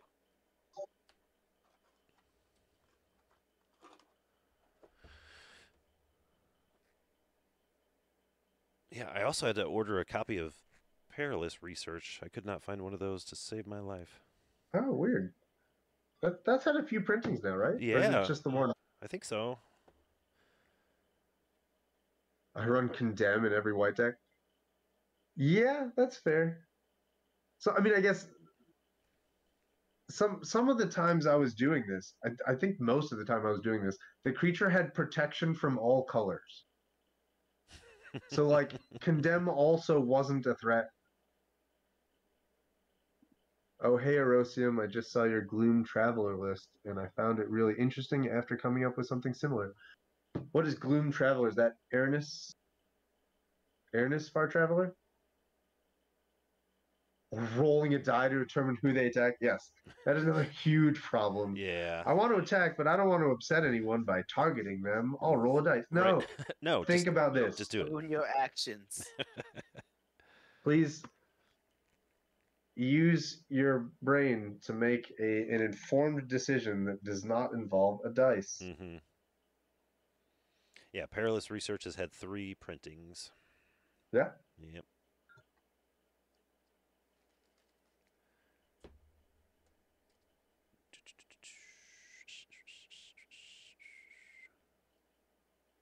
But yeah, I thought it would go good in my Cormella Threaten deck. Oh, yeah. Draw some cards. It'd be great in that deck. Sacrifice your creature. That's fine. Yeah. Gimme.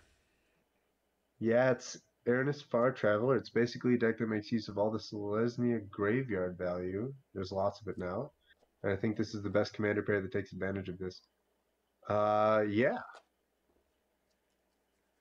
That sounds like fun. I do love Airness for graveyard value. I think they're outstanding as a graveyard commander.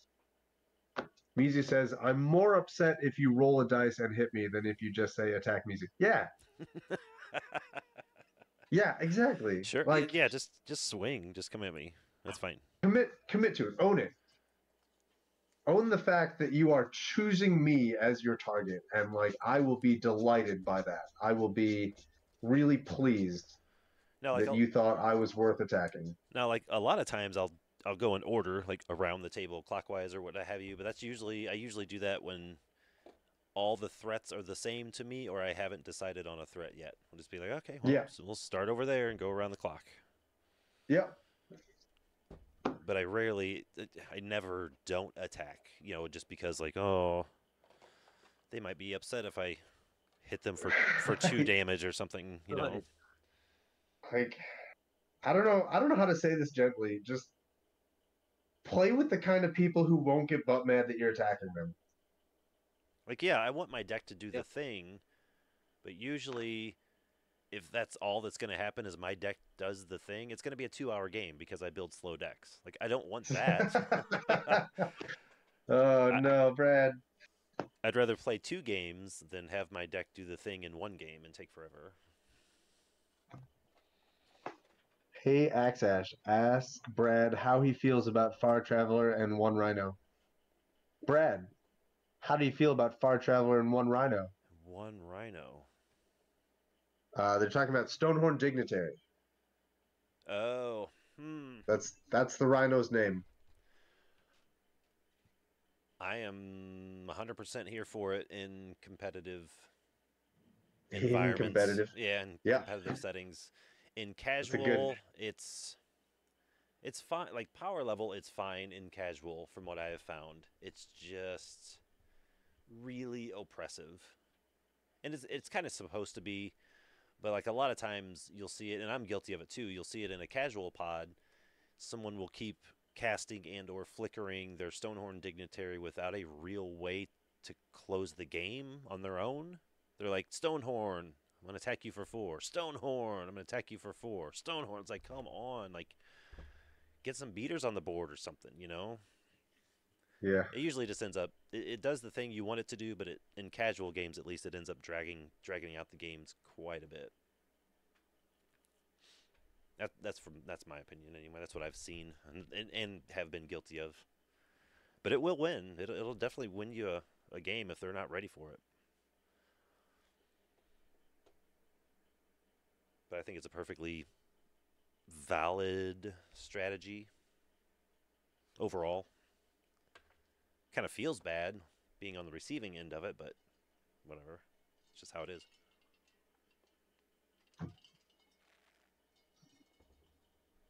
How did you Stonehorn that many times? Basically, it was I think Brownie was in that game.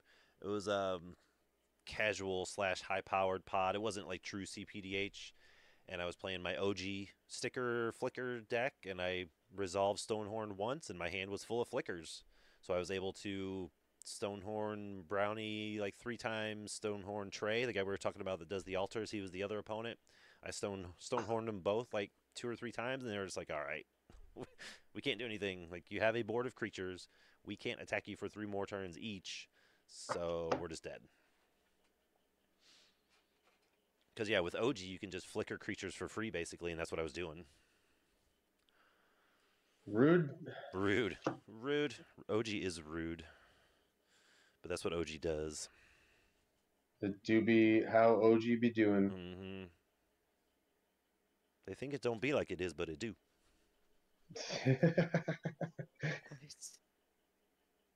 I love that quote. I do, too. It's fantastic. So much. I was really surprised to learn that it came from a baseball player. Yeah, back in like the 80s, early 80s, something like that. Yeah. Mm-hmm. It's hilarious.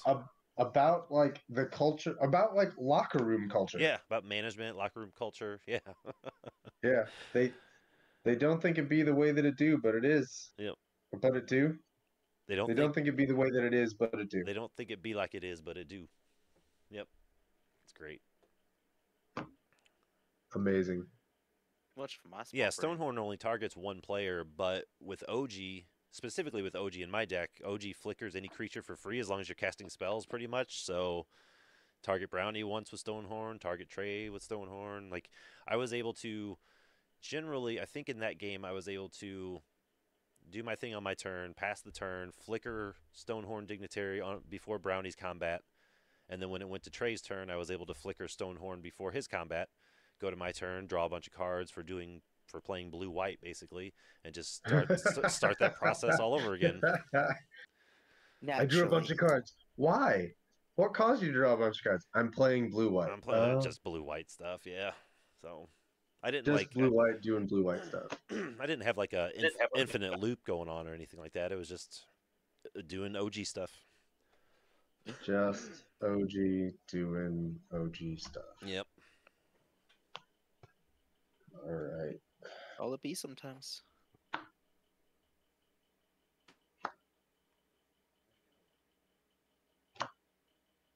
Time for me. Oh, you know what deck I need to... God, I have not looked for updates for my Spirit Monger deck in like 3 sets. It's a while. Yeah, I should probably do that pretty soon. I like that deck quite a bit.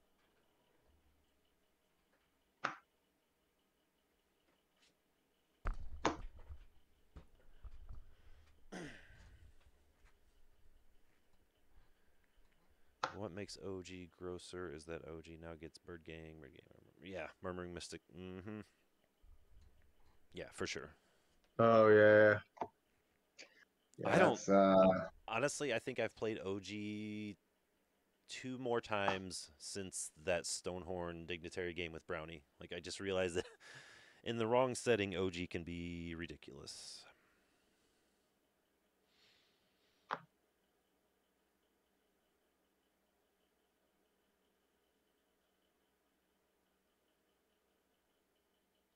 But it's fun. It's hella fun. It just, it'll make a 2.5 hour game. Yeah, it is a lot to put up with. But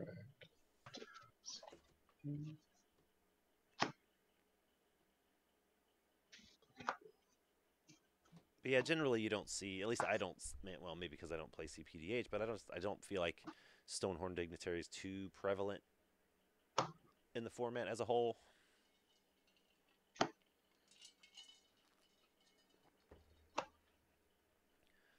There isn't very many Someone in Halo. Someone Stonehorned me a while ago on someone's stream, and I just kind of ignored it. I don't know who that was. I just kind of ignored it. Yeah, I mean, they took away one of my draws, and I just had removal for it, like in case they tried to flicker, and I was ready to burn it out in response. Yeah. Yeah, it's great in mono white CPDH lists. Sure. I think I've never played a mono white CPDH list, but I trust you. That's a fair point. Yeah. I think your camera's froze, Dave. Is it? Yeah, I played a mono white CPDH. Yeah, I mean, there's nothing wrong with Stonehorn in a mono white CPDH list at all. Sniffo, what's going on, buddy? Welcome to the live Sniff show. is here. Sniff is in the What's house. going on, man? Now it's a show. I can't. Specifically for Dargo Malcolm Gut. Yeah. Sure. Yeah. I mean,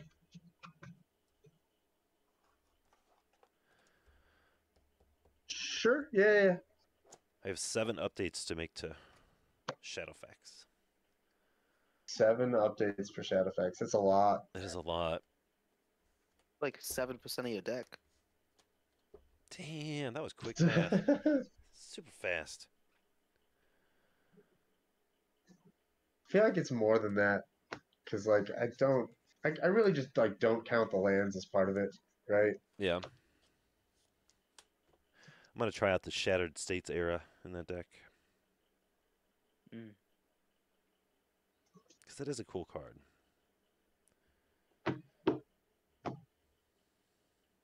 I'll have no content on Friday. Yeah, Mizu. You can just listen to it again on Friday. Yeah. We won't mind. Yeah. So nice you listened twice. But yeah, I was thinking about that today, actually. I was talking with the wife about the live episode tonight, and I think it's kind of cool that we do this because it's like a cool sort of chill live episode before the rest of the year kind of starts. Because, you know, WotC's been on break for a while. It's been sort of slow content-wise. But now we got all these sets coming in and trips coming up and events and all this sort of thing. So we're taking a little break there. And plus, we don't really, like, a lot of the bigger, actually most of the podcasts I listen to, they usually take a break around the holidays, and we don't really do that. So I think no breaks. That's right. So I feel like something like this is pretty good every now and then. Yeah. I'm a fan. I feel like every time we do this, we get feedback from people being like, you should do that more. Yeah.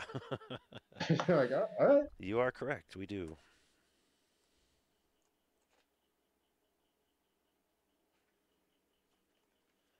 But yeah, it's a good time. I like it a lot. I like it a I lot. just hope that Dax is back for my blue spiky meme. Yep, there'll be no blue spikies this week. As sad as it is to say. Oh, I guess I do play Crag Smasher Yeti in my Shadowfax deck. Oh yeah, that guy's a mountain cycler. And he does the backup thing? He does the backup thing. That guy's really cool. I like that guy a lot in Alora. That's her name. Sure. Yeah. I like the idea of, like, you know, strapping some hasty boots on him and just casting him to get in there for that 5 damage and bouncing him back to my hand to give something else. Right. That buff again.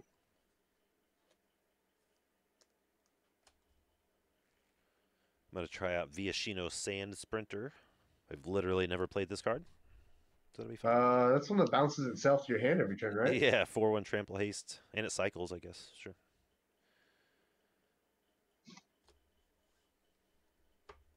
That guy's an all-star in Chogo Halana. How come? Because Halana lets it bite things every time it comes into play. Oh, okay. I was thinking of the Tago half of that. Yeah. That's cool. That's cool as hell. Like, in case that deck needed more, just free, repeatable, built-in removal. Like, there it is. There it is. You've got more free, repeatable, built-in removal. Spoilers. It didn't need that. But it sure does have it. It sure does have it, so deal with it. Yep. Or don't. Or perish. Oh, yeah. That is a perfectly valid option. That's fine, too. Daring Discovery. That's quickly becoming one of my favorite cards. I love Daring Discovery so much. Yeah.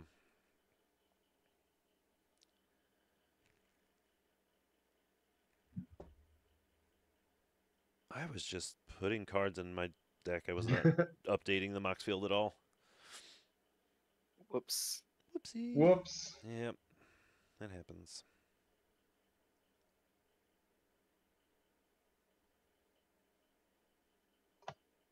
Yeah, and I feel like I like the Crag Smasher Yeti a little more than Oliphant, specifically in Shadowfax, because it's easier to get on the field for free with having a power of 4. Plus, it adds those counters, which is nice, which buffs Shadowfax's power, which lets you put in bigger creatures. So, it's a whole thing. Ye who are about to perish, we salute you. That's right, Chad Spark. That's right. We do that. We do.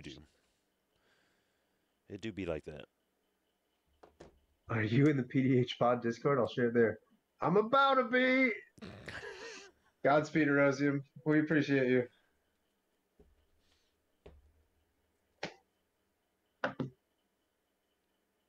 Huh. I'm almost done. What? Fun fact. Every single March of the Machine card that I owned was in a deck. Oh, Really? That's a set that I apparently opened 0 packs for. Huh. I apparently all the cards I had had bought singles. That's fascinating. That's awesome. Sure. That's how I am. Yeah, I don't think I opened a single March of the Machine pack. Yeah. Well, it was one of the two. I either opened 0 of 1 or 0 of Mom, but one of those two sets I didn't open any of. I just bought singles for my decks. In fairness, March of the Machine pre-release weekend was the weekend I was getting married. Yeah, all right. So typically, like for the last 2 years, typically the packs I open is gonna be pre-release weekend. Like Sure. I don't buy loose packs. It's whatever's in my kit, whatever I win. So Right. if I don't go to pre-release, I probably ain't opening a whole lot of the set. That's been my experience as well. But then I've missed the last few pre-releases because of other world events. Yeah. So I bought a draft box of Ixalan, Lost Caverns, Mm-hmm. and it's still shrink wrapped because no one's come over to my house to draft it with me yet. Yeah. Well,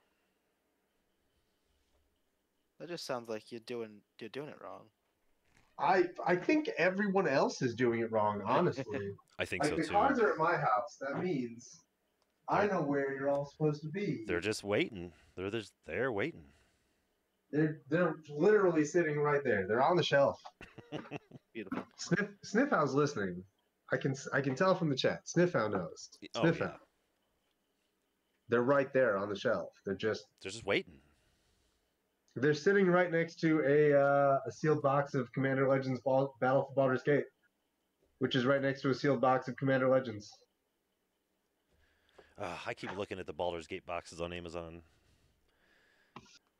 Do it. I know. I probably should. Such a good set. You do need to visit the Alex Studio. The Alex Studio. I can give you a tour. I can introduce you to the cats. Hell yeah. Oh, I would die. I would be dead. Well, don't do that. Okay. Don't perish. It's not allowed. Don't perish, please. Too much Don't paperwork. perish. Yeah, very much paperwork. This is already sorted? Okay. I do not like the land cyclers enough to have this many of them. You should like them more. Yeah, either like them more Why do I have 4 Olivants Oh. not in decks? Invite link on Reddit is not working? I got you covered. The invite link on Invite is not people. working. Is the Discord Copy. panel thing or locked for a different reason? No, the Discord's public. Just the specific channels inside our Discord are patron only. But the Discord itself should be pretty wide open.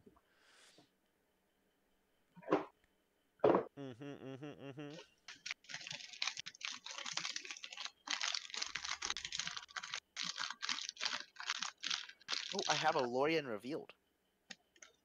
Ooh, That's a good one. I didn't know I had that. I just had to buy one of those. How much are they at now? Who knows? Too much. I think I paid $2.50 or $3. Too much. Yeah, too much A for lot. common, but yeah. Normally I wouldn't care. I would just swap the 1 or 2 I have around in the decks, but it was for the cube, so. Mm. Oh, navigation orb. Get out of here. Gross. Nav Orb is so good, though. Golly. Is it though? It is. Literally, I just said that it was. That's how you know that it is. That's how you know it is. Yep. Yeah. You It seem to is think good. an It's awful just lot of yourself. sometimes you look at it, it's like 5 mana, so much. I want the lands now.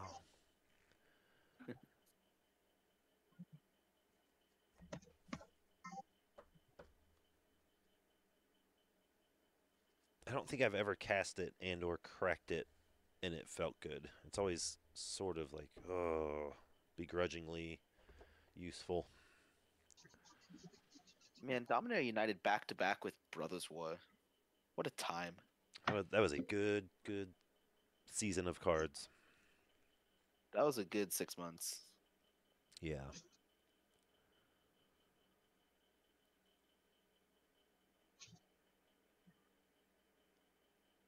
Good. I'm glad that link worked. I refuse to hear any cut Navor around me while I'm here. I probably am doing something wrong.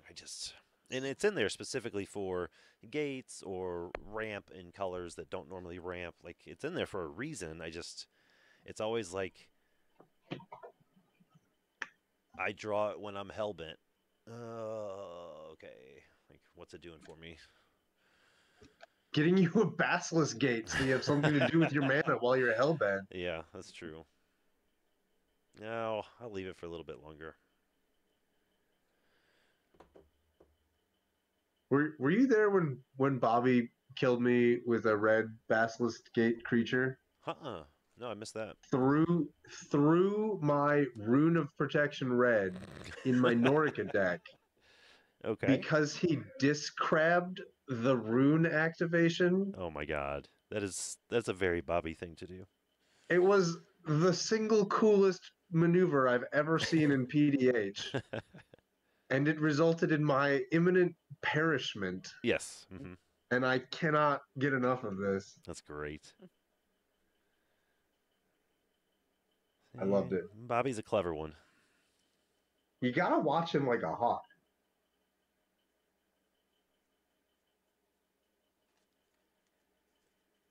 Yeah, he's always thinking about stuff. Always looking for the little the niche maneuvers. Mirror Shell Crab says, F you. Yeah, Dax was there. Dax was on Kutzil. And afterwards, Bobby was on this 5-color World Heart Phoenix Gates deck.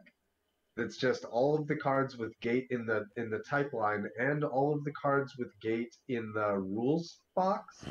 So Yeah. like it had all the cards that like the stupid Dragon's Maze creatures that like when they enter the battlefield, if you control 2 gates, they do a thing. Mhm. You saw all of those. It was beautiful, and it was remarkable because Dax was on Kutzil, this card that says no one can play spells on your turn, and Bobby was sitting there with Discrab in his hand, being like, "I'm gonna counter a spell on Dax's turn. Like, watch me."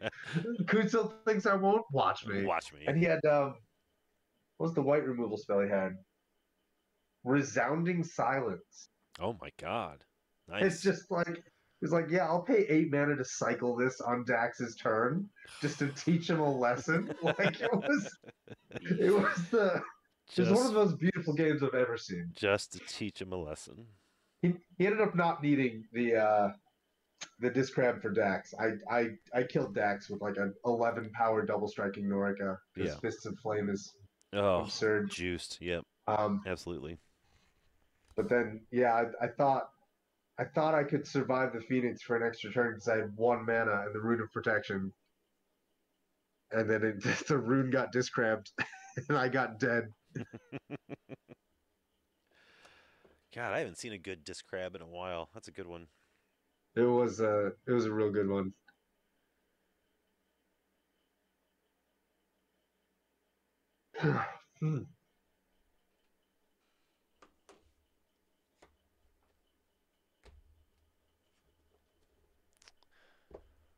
I am. What are we talking about next week? What's next week's episode? I don't. That's a good question. Oh, that's the Alpha Beta Unlimited 3x3. Oh Oh, God. the 3x3. Yeah. Yeah. The ABU, baby. BB. Yeah. That'd be a good one. I half built my deck for that like 3 weeks ago, and then haven't looked at it again since. What's that? Sounds like me. Oh, The for that Alphabet episode. Unlimited 3x3. Yeah. Yeah, I Everything started I've like. done for it's been in my head. Yep, I started like a rough sketch of it, but I've You know, put there's, Is there any paper yet. stifle besides crab? No, crab is the only stifle we have. Well, I think there's one that's stapled onto a commander, but like it's not a surprise when it's coming from the command zone. I've been waiting to do some two-headed giant, but I'm not sure which set to pick up for it. Battlebound, Metal bond. Battlebound, Bond. Battlebound. My nose is betraying me. My body's betraying me constantly. I'm an old man. I'm gonna go blow my nose again. Yeah, Mr. Massachusetts. Massachusetts. I don't even have a Massachusetts accent. I grew up in Michigan. yeah, I was thinking about my deck for next week, but Massachusetts. you would be surprised to learn that there is a disturbing lack of flickers in Alpha Beta and Unlimited. So there's that. No, I think this is the appropriate number of flickers. in Alpha Zero. Beta Unlimited. Some would say 0 is the correct number. It's me. I'm some. I'm someone. That's funny. It wasn't. I don't know. I don't know what it means to be the original two-headed giant. It was the first and so far only set that was deliberately designed with two-headed giant in mind. Two-headed giant existed before Battle Bond, but this was the first set that was like tailored specifically for that kind of play. Yeah. And it was amazing at it. I did a couple Battle Bond events. It was really, really fun. I love two-headed giant. I kind of miss Battle Bond. It is really cool. I do like two-headed giant when I'm ready for it, like when I know it's happening. Yeah.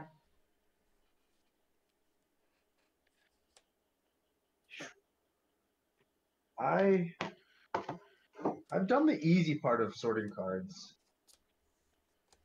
Yeah, I actually got 3 decks updated and 1 deck sleeved. That's pretty good. Oh, and I added the card to the cube. To the cubage. Yeah, I'll start doing the hard part of sorting cards. I actually don't have any loose Maybe not cards that I the- need to sort. Pretty well caught up on all my sorting, my actual sorting. Oh, nice. Yeah. Show off?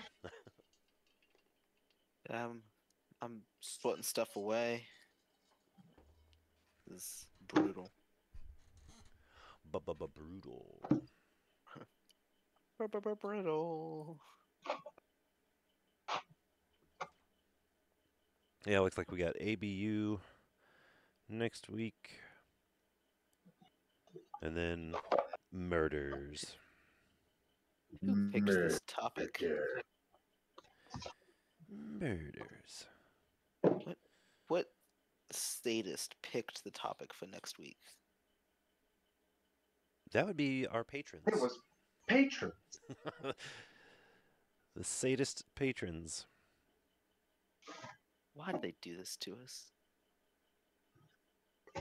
Why do we agree That's to a it? really good question. Now, did we ever figure out if the deck, the 99, also needs to be from ABU, or is that, No, or is it just the that's commander? not Yes. possible. Yes. Not possible. Hey, Not- Alphabet Unlimited only has like 20 commons of each color. That's Yes, the rest of the deck's basic land. No. Oh, that's hilarious. Alphabet Unlimited also doesn't have multicolored spells. So like we're each just in a monocolored deck. That's it's no good. No good, boss. No bueno. No bueno. No bueno. In fact, it might even be the opposite of bueno. Yeah, it is like negative bueno. Negative bueno.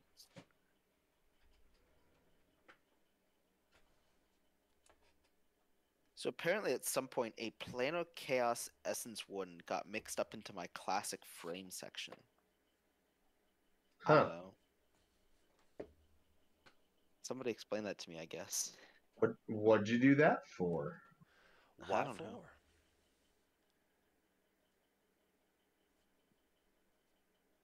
Oh, battle 250 for booster box. Is that for battle bond 250? You're talking Battle about? Bond's expensive. Is it? Ooh, why is Battlebond expensive? No one likes Because that it was set. good. Oh, yeah. I guess there was a lot of like EDH tech in it, wasn't there? Yeah. Lots of friend or foe stuff, which is really cool in Two-Headed Giant, but also good in Multiplayer. yeah, Yeah. yeah. Okay, Battlebond. Have you ever played any of the battle bond partner with commanders? Yes, Have in both I? formats. Yeah, either one of you. I built Lane Lore Weavers as a group hug deck Oh, that's when true. Battlebond I forgot first about came Lore out, Weavers. Yeah. and then very swiftly realized that it was aggressively oppressive, and It was anything but group hug. it was not the group hug deck I thought it was. Yeah. So I took it apart.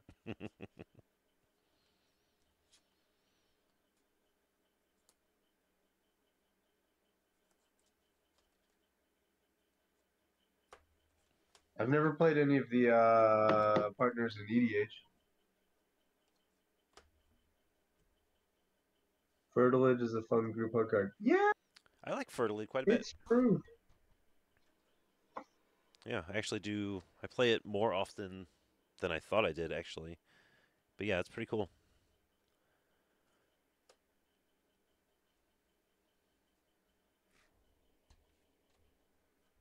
Especially in like casual fun type games, because you can just like ramp anybody, Yeah, and I'm okay with that.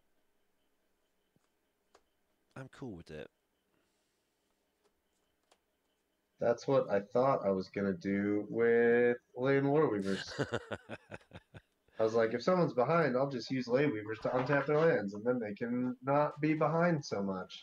Yeah. That is not what happened, What's the chat. worst that out. could happen? That is not how it went.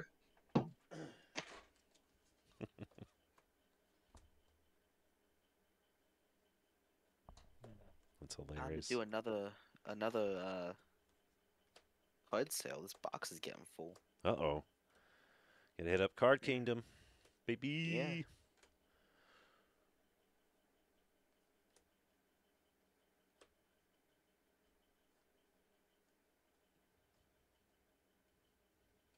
I guess you go there. I don't know. You go there, sure.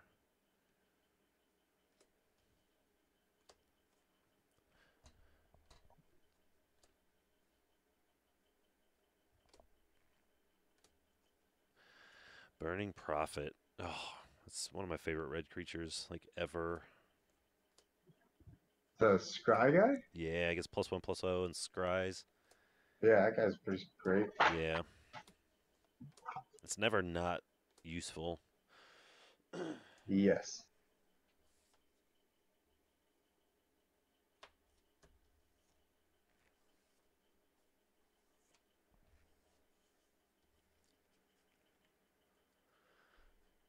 Oh, who we got in the chat still? Anybody got any questions or anything? I don't know how much longer we're going to be hanging out, but if you got some questions, now's your chance. Hit us up. Either questions for tonight or something we can address on a future episode. I think our bank of listener questions is getting kind of light, kind of thin.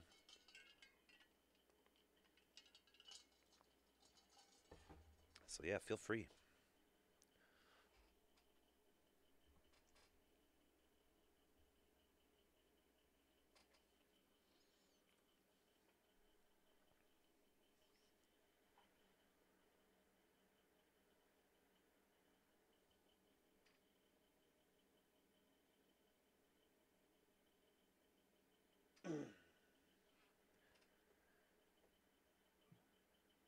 I am definitely gonna only do part of the hard part of sorting cards.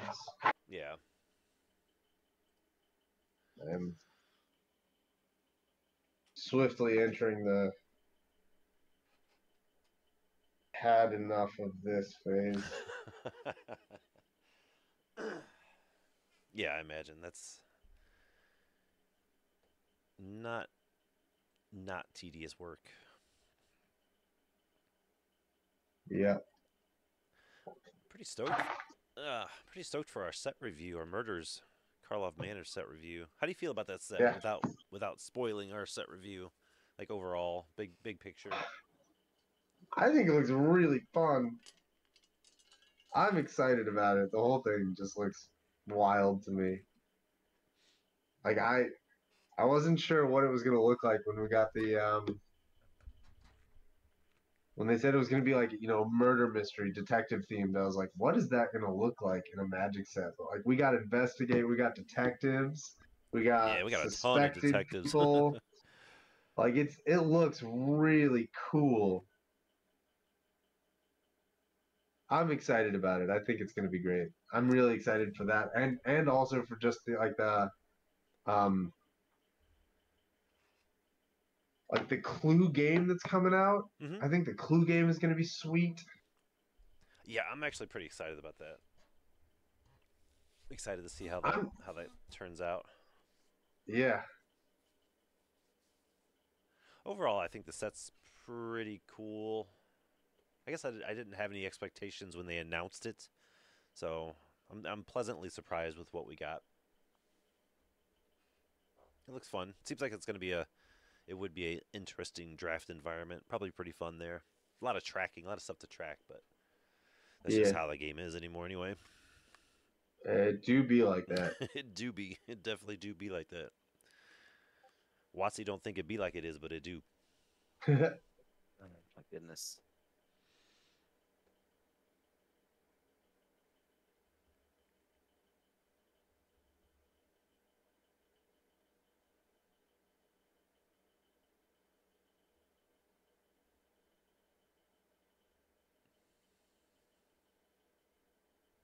Oh, I found my bird gangs.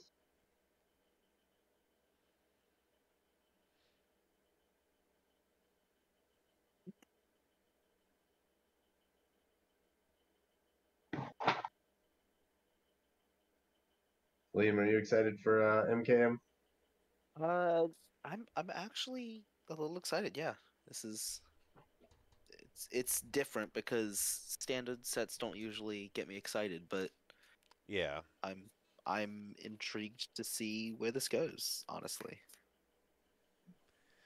The whole puzzle thing has me intrigued because the meta puzzle giving us a hint at Magic's future, they were hinting that like it deals both in universe and out of universe. So like our world. Like it hints at Magic's future in terms of like the physical card game, but also in terms of like the lore. The lore and stuff. So Okay.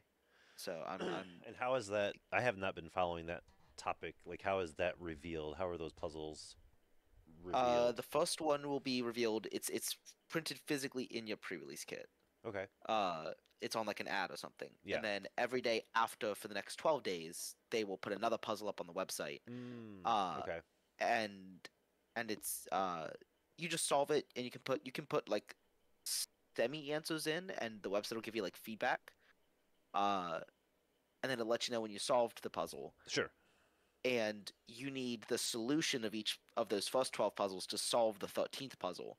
And once anyone in the world solves the 13th puzzle, there's an article that goes up on Magic's website. It's an epilogue to the story that reveals Oh, something about Magic's future. So pretty clever. So yeah, I need to read the story, which I've heard is just pretty good this time. Yeah, I have too. it was not bad. Pretty good reviews overall, from what I've heard. I don't necessarily think it was like great, but it was not bad. They've definitely had worse stories recently. Yeah. I'll take not bad. Yeah, sure. Absolutely. Alec, have you ever played with the PDH Pals team tag? Yes. I think I've only played one actual game with it, and I just I randomed into a really, really unsynergistic pairing, and then got mana screwed. So like my Fantastic. one experience actually playing with it was kind of a rest in peace situation. What But is team tag? what is team tag? That's a great question.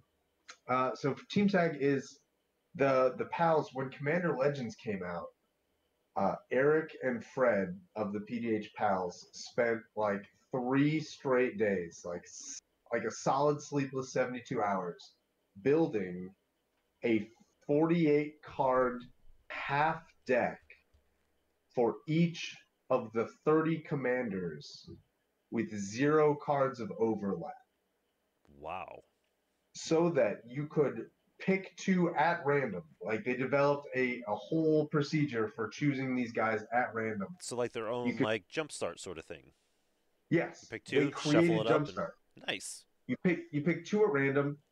So you have 2 commanders, 2 48 card decks. You put in 1 Howling Golem and 1 Thriving Land, and Fantastic. that's your 100 card deck. Eric knows what's So up. He's in here with the things. I have heard this story before. I guess I didn't realize it was labeled team tag. But yeah, that's awesome.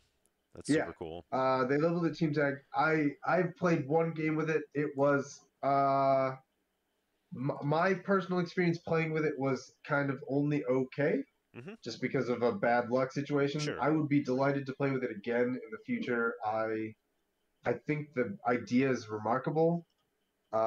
When they were doing when it was like brand new and fresh, and like they spent like 3 months doing nothing but tag team games. Sure. They just didn't play with their constructed commanders like ever. Like those 3 months was during a time period when I was just watching like every stream very religiously. Like these days I'm kind of like yesterday I came home from work at 8:30 and turned on the stream and watched it for 10 minutes and then fell asleep on the couch. Like I was not as active in the stream last night as I have been historically. Sure. But like when the team tag was big, I was very, very active a lot, and it was some of my favorite content that they've ever done. All of it's good. Wow, that's pretty high praise. Yeah. Yeah, it sounds really fun though. Yeah, I liked it enough that when they came out with Battle for Baldur's Gate, I thought really, really hard about trying to do that with backgrounds and partner commanders. The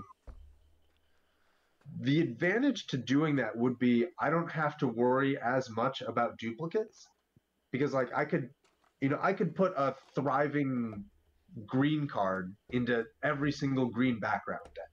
Right. With full confidence that no one's ever going to put 2 of those together and have a deck that has 2 thriving lands in it.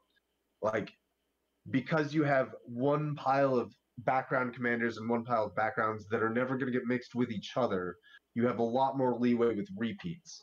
Like, I could put Scare Tiller into every single background commander deck and then just not have it in the background deck, and that's great. That makes things really easy. The problem is the themes that each deck wants to be doing have a lot of overlap. Yeah.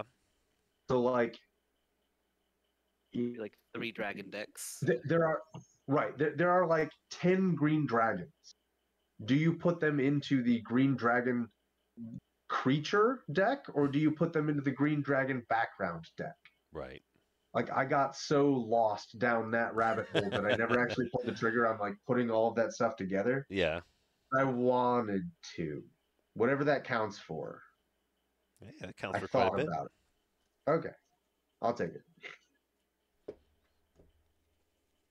Yeah, that is seems like a monumental feat, but yeah, it was a big enough feat that I don't think have updated the list in 3 years, and I get it. I wouldn't update that list in 3 years either. That's the other thing that made me like not want to build it, is like if I put together Team Tag Baldur's Gate, like I would feel compelled to update those, because there's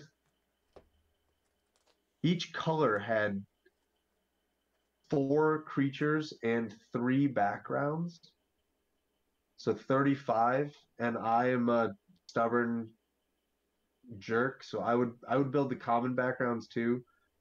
So 40 decks at 50 cards each. Yeah, I would feel compelled to update that 2,000 card pile every Sure. time a set came out. Right. Right. And Oof, that You want to talk about burnout? sounds rough.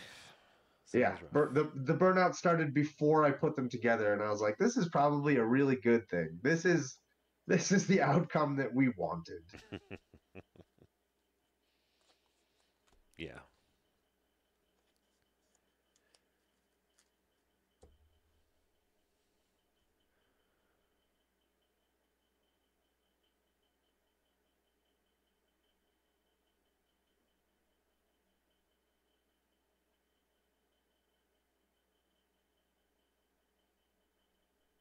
I've tried to make it work, and it just doesn't. Some of them are so hyper focused, it's almost possible to slam them together. Yeah, I can see that. sniff, For sniff sure. in the chat.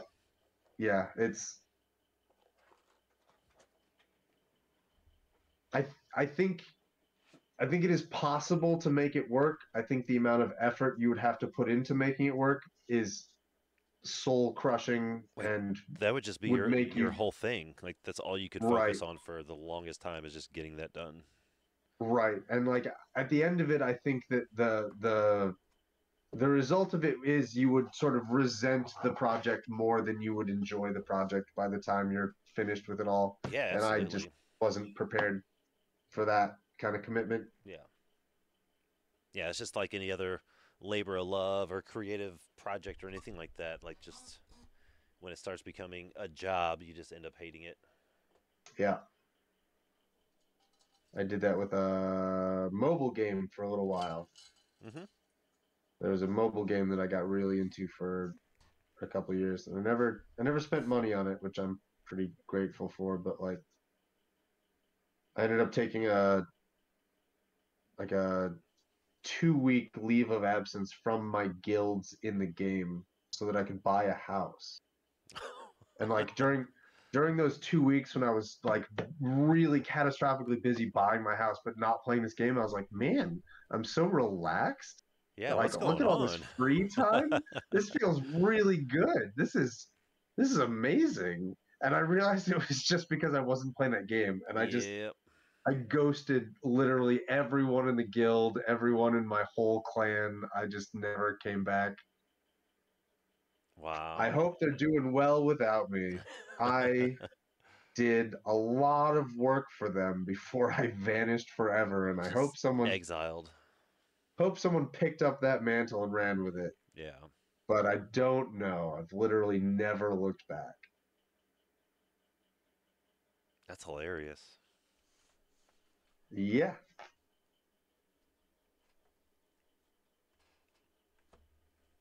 I don't know that I've ever done that, but yeah.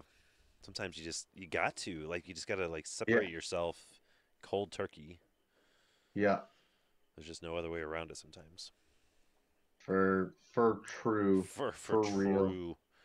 For true.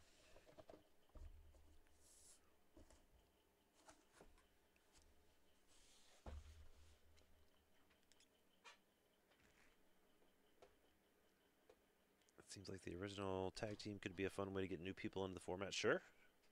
Signing out for a Absolutely. 6-hour power nap. Do enjoy your nap and do enjoy your long, long shift tomorrow. Be careful. Yeah. Be well, do. Yeah. Yeah, I agree, Patches. I think the tag team could be a fun way to introduce people to the format. Yeah, definitely. Sure. I don't know what has become of that box. Sniff's probably got it somewhere.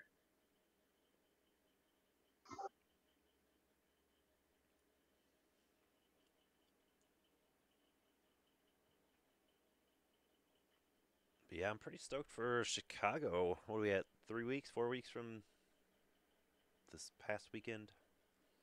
4 weeks, I think. Yeah, should be a good time. I'm really enthusiastic about it.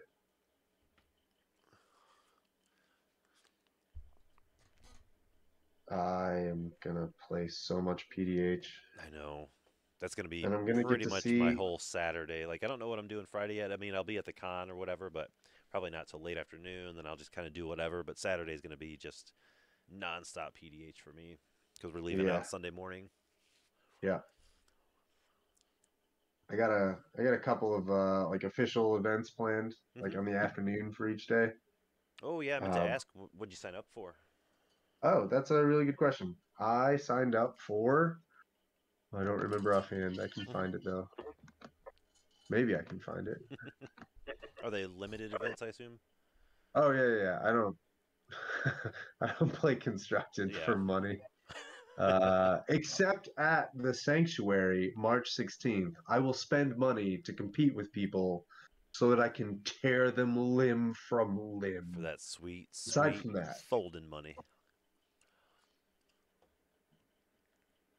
LGS where's it gonna deciding not to tell take me? official night, but in better news and I fighting. assume they sent me an email. What is a grab box? I wish your LGS would do PDH. I'm sure mine would if I could. Like, John's pretty open to new ideas. I'm pretty sure he would agree to a PDH night. I would just have to get literally the entire community built from the ground up. And that's just something I don't have time for at the moment. Okay, I got it. These sound like excuses. They are, but they're valid. Yes, no, I agree. On Friday at 2 p.m., I'm doing an Ixalan planar sealed. Oh, okay. Interesting. Yeah, 2 packs of Ixalan, 1 pack Rivals of Ixalan, 3 packs Lost Caverns of Ixalan. Okay. That's the Friday 2 p.m. You said this is a sealed event? Yeah, sealed deck, Nice. 6 pack sealed. On Sunday at 12 p.m., I'm doing Ravnica Clue Edition Mm-hmm. because I really want to figure out what that's about. Sure. Yeah. And then, so those are the 2 things I signed up for. And then my dad signed up for something. I think we tried to sign up for the Two-Headed Giant event Yeah, that's what you mentioned last time we talked about it. on Friday, but by the time we went to sign up for that, it was completely full and sold out. Sure. So we didn't get into that one. But I think on Saturday afternoon, me and my father and my nephew are gonna do like a 3-headed giant, 3-headed.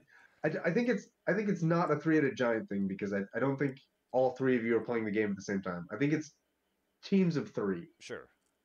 I think as a team of 3, you get like a box or something. Wow. You have to build 3 sealed decks out of this box, and then you play against other teams of 3. Okay, that actually sounds pretty I cool. think that's I wonder if they'll run it team style where you basically play 3 1v1 matches, yeah. and the team that wins 2 matches first wins. That's my guess for how it works. Okay. I have no confirmation. That's kind of cool. Like, Yeah, because style matches happen a lot for the Eternal formats. Like you'll get like a Modern Legacy Vintage team, and so you'd eat every team. It gets a Modern player, a Legacy player, and a Vintage player, Yeah. and you have 2 teams facing. You know, the 2 Modern players face the 2 Legacy players face the 2 Vintage players face, and whichever 2 games wrap up first, like, I guess we need to go to game 3 technically, but yeah, they're all best of ones. So like once Ooh. Modern player on team A beats Modern player on team B, like that game is over. Mm-hmm. That's it's considered not a game 2 out of 3 1. match. No, it is a 2 out of 3 match. 2 of the games have to win, but you play all 3 games at the same time. Sure, but So you said yeah, best of the 1. opponent, So like if right? the So two opponent that modern players play a 2 out of 3 match against each other, no, the and 2 whoever Modern wins, players would play a BO1. the 2 modern players play a single game. Yes. Okay, And that is then whatever different that from what I record expected. whatever that record is, applies to the team. So Right. if Modern player A wins, their team gets a point. And then if Legacy player B wins, their team gets a point. So now it comes down to the Vintage team. Yeah. But like if Modern player A and Legacy player A both win their games, the Vintage game it just ends. Like Sure. it doesn't need to play. Yeah. It's something. The last time I did this was in the Exodus pre-release, where my dad and my brother and I were a team, but that was a challenge for them because I was like 11 and terrible at the game. So like we lost a lot of our matches because I didn't know what was going on. Right. Although I do have one vivid memory from one of those matches. Like a lot of that is just a blur of like bad decisions. I Sure. have one extremely vivid memory, and that is at one point I had a Mog Fanatic because this was the Exodus pre-release. I had a Mog Fanatic, and I was being attacked by a grizzly bear, and I was like, I'll block, I'll have it do the damage, and then I'll sacrifice it to deal the second damage. And the guy was like, "That's stupid, Judge." And he called a judge on me. And the judge was like, "Yeah, that's not how it works. You can either do the combat damage or you can sacrifice it." And I was like, "Oh, okay, fine." Mm-hmm. And then like a year later, they changed it so the damage went on the stack. And for like 10 years, damage was on the stack. And that thing that I tried to do in the pre-release worked. And now they've taken it away again. But I like to think that I was really ahead of my time. You were thinking About- in more layers than the game provided. Yeah. Yep. Scroll back up to Patches asked, have you guys decided what decks you're taking? I assume to Chicago. Ooh, I good question. I don't know specifically, but I'm probably going to bring at least 20.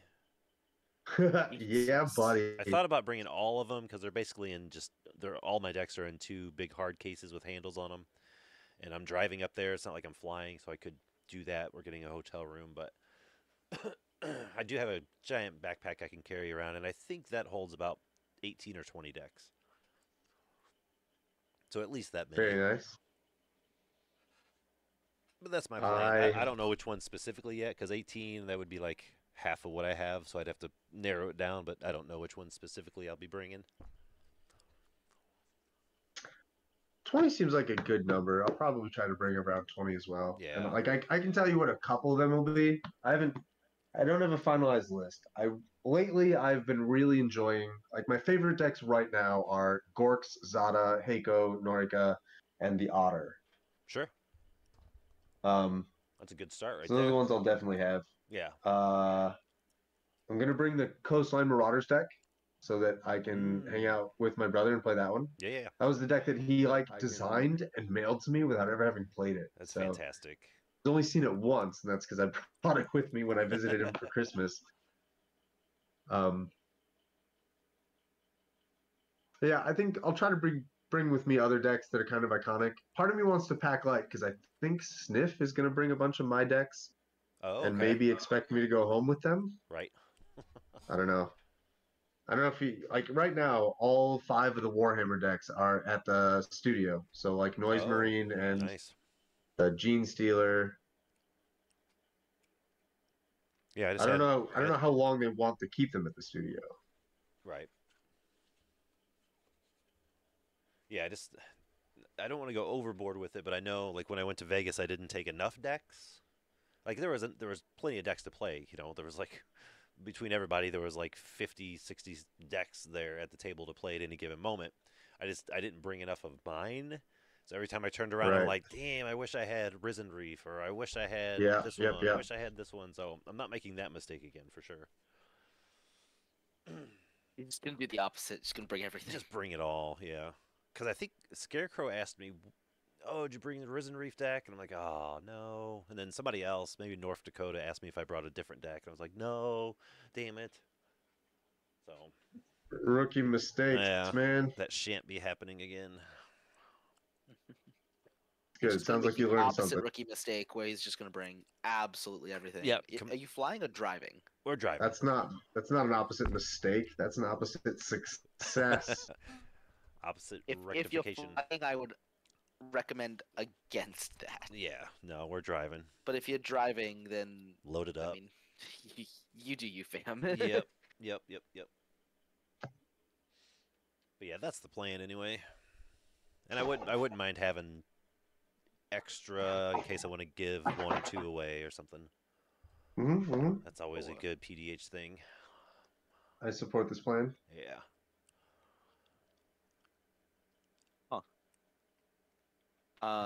Downside to not having any mom is I don't have any beat sticks. Oh, You fool! I just pulled one out of Shadowfax, I think. Why? Yeah. Hold I up. don't know.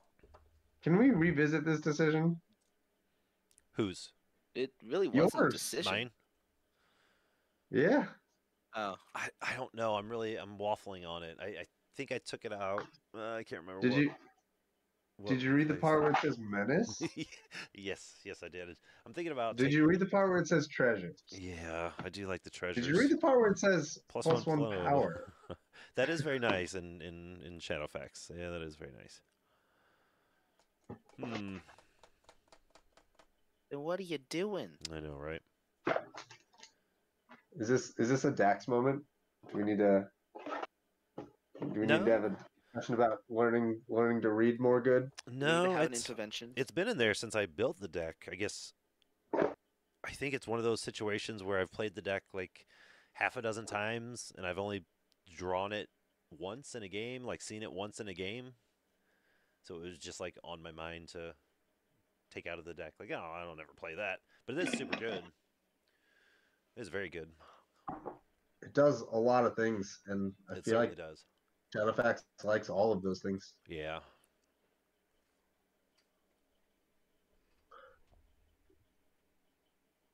Okay, I'm so close to being done with this sorting event.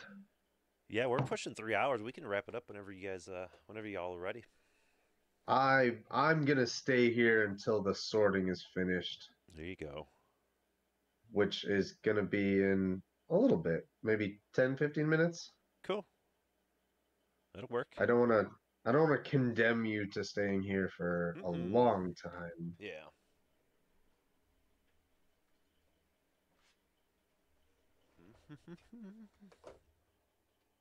I'm looking up old cards and what their rarity is. So. Oh, before the color coding. Uncommon. Yeah. At some point, I received an uncard. I don't really know what to do with that. I might know some of them. Tell me. Growth Spot.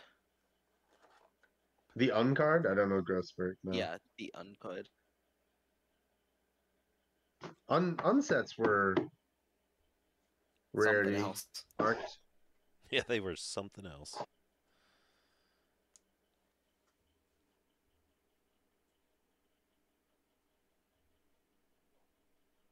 Just a pile of rares I have to go through. Ugh. Crash, who plays with rares? Not I. Nope. Unless it's Mortician Beetle. Or or that elf. What, Timberwatch? Was that the one? Timberwatch was uncommon. No, Elvish Vanguard. Vanguard, yeah, that one was rare. Vanji.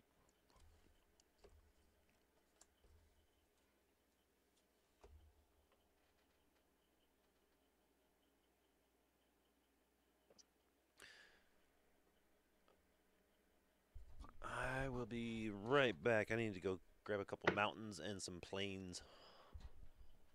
Okay. Sounds good. I'll hold down the fort by continuing to sort these green cards. I'm looking at the chat. My LGS decided not to make PDH an official night, but in better news has 5 dedicated grab boxes for the format. Like a box that you could mill through to pick up staples and good cards, build a good pile, and check out. I have to drive 45 minutes to meet up with 2 other nearby-ish people just to play PDH, and we only get to meet up once every couple weeks. Ashax, come to AK, my friend. We're so bored in the winters here. Much time is spent in LGS. Must be cold there this time of year. Wow, not too bad hanging out around 10. Still coastal where I'm at, so it never gets too crazy. Oh, AK is Alaska, isn't it? Sorry, I thought that was Arkansas. Yeah. I was like, why would it be warm? Why would it be cold in Arkansas? That doesn't.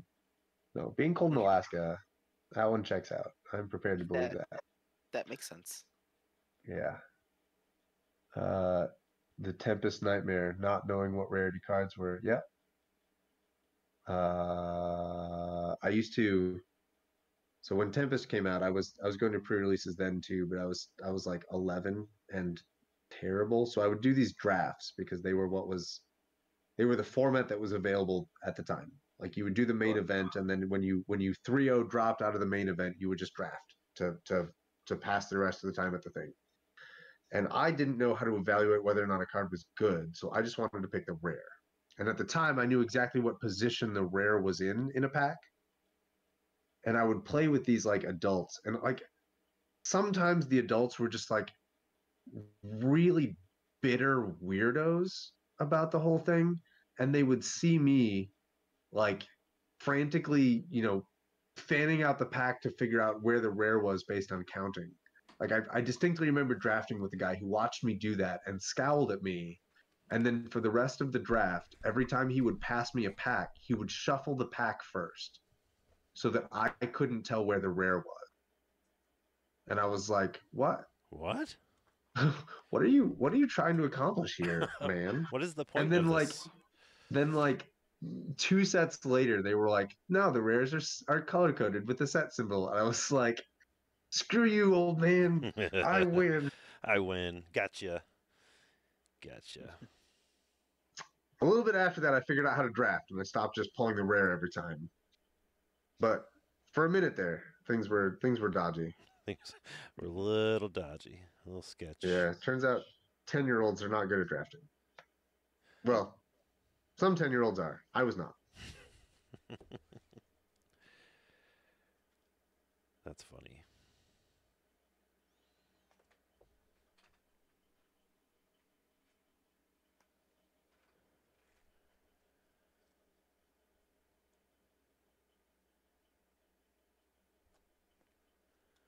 Do.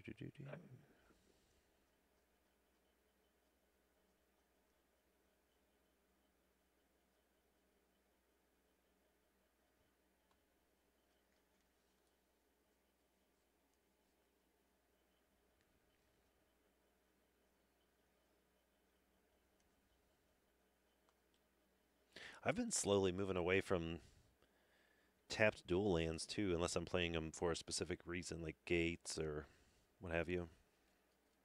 That is super valid. I say prior to like the year of MH2, I would have said play all the tap duels because there were only like 2 or 3 in the color. I would have said play all the tap duels except like the true tapped duel, right? Like, play a gate even though there wasn't really a strategic reason to. Yeah. Like, play the gain land, and then play like whatever other thing existed. And then the year that we had MH2, we got like 5 different types of tap duels. Right. And then the year after, we got like 3 or 4 more, and I was like, "Oh yeah, like now you actually get to pick, and this is good." Like, this is where EDH is at right now, which is a good thing. Like, I like that we get choice in the matter. Mm-hmm. The thing that's got me off the tap duels is like there's so many tapped, like powerful tapped monocolor lands at this point. Like I want to be on the spheres, and I want to be on the caves. Yeah. And for like sure. being on those things, and then also being on a bunch of tap duels is just too many tap lands. Yep. And I have to just like really like pull the brakes on the whole tapped duels thing, like just as an entire unit. Mm-hmm. No, I feel that. Yeah, exactly. We have a lot of really good monocolor lands right now. And Yeah. I am cool with that.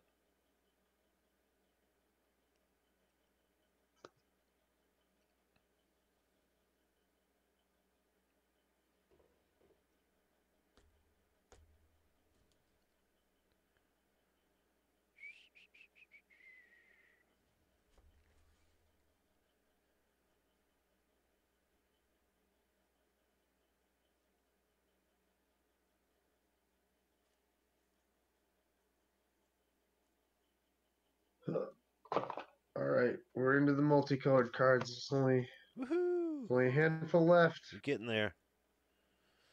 There's a light at the end of the tunnel. It's coming. It's coming. Rakdos Guildgate.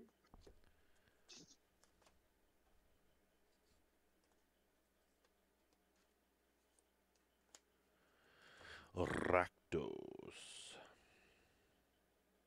Then Greta comes after Bog Badger. Dina. Picnic. Ruiner. Ruby. And Wild Hunger. Okay. At some point, my Najal list has disappeared. Oh, that's not a thing that you want to have disappear. No. That's no bueno. You got Oh no, okay. No, it got put in the EDH folder on accident. Okay. We Damn. good. We good. We good, y'all. all right. So the next step of sorting is these cards, which are now all alphabetical, and well, by color identity and then alphabetical, Mm-hmm. which is these ones here. These are the recent acquisitions. Ooh, These, spicy. as the recent acquisitions, need to be merge sorted with all of these cards. Yeah. These are also. This is a set of cards here. Like this is all of the. Oh, you're frozen. Oh no! Every time I jostle this camera at all.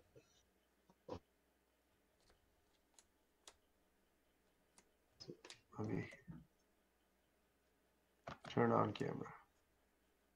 There we go. So these are like each column is a color. So this is all the colorless. Yeah.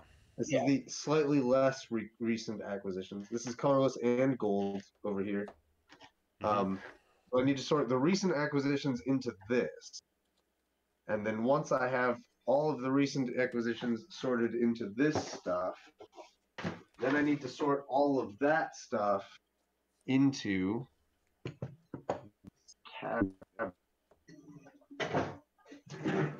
Yeah.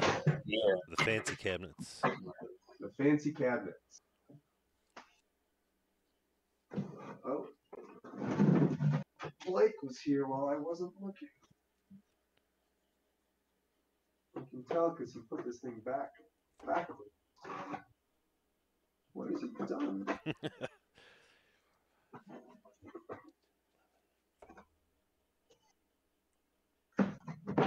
Yeah. So I'm down to just 2 merge sorts left. Mm-hmm. And the merge sorts are the easy ones, but they're very time consuming.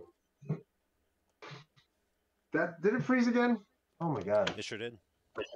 Every time I move it.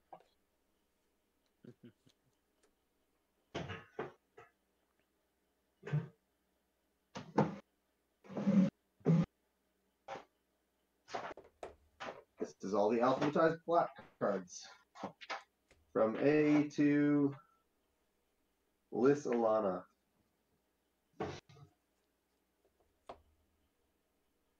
From A to Lissalana.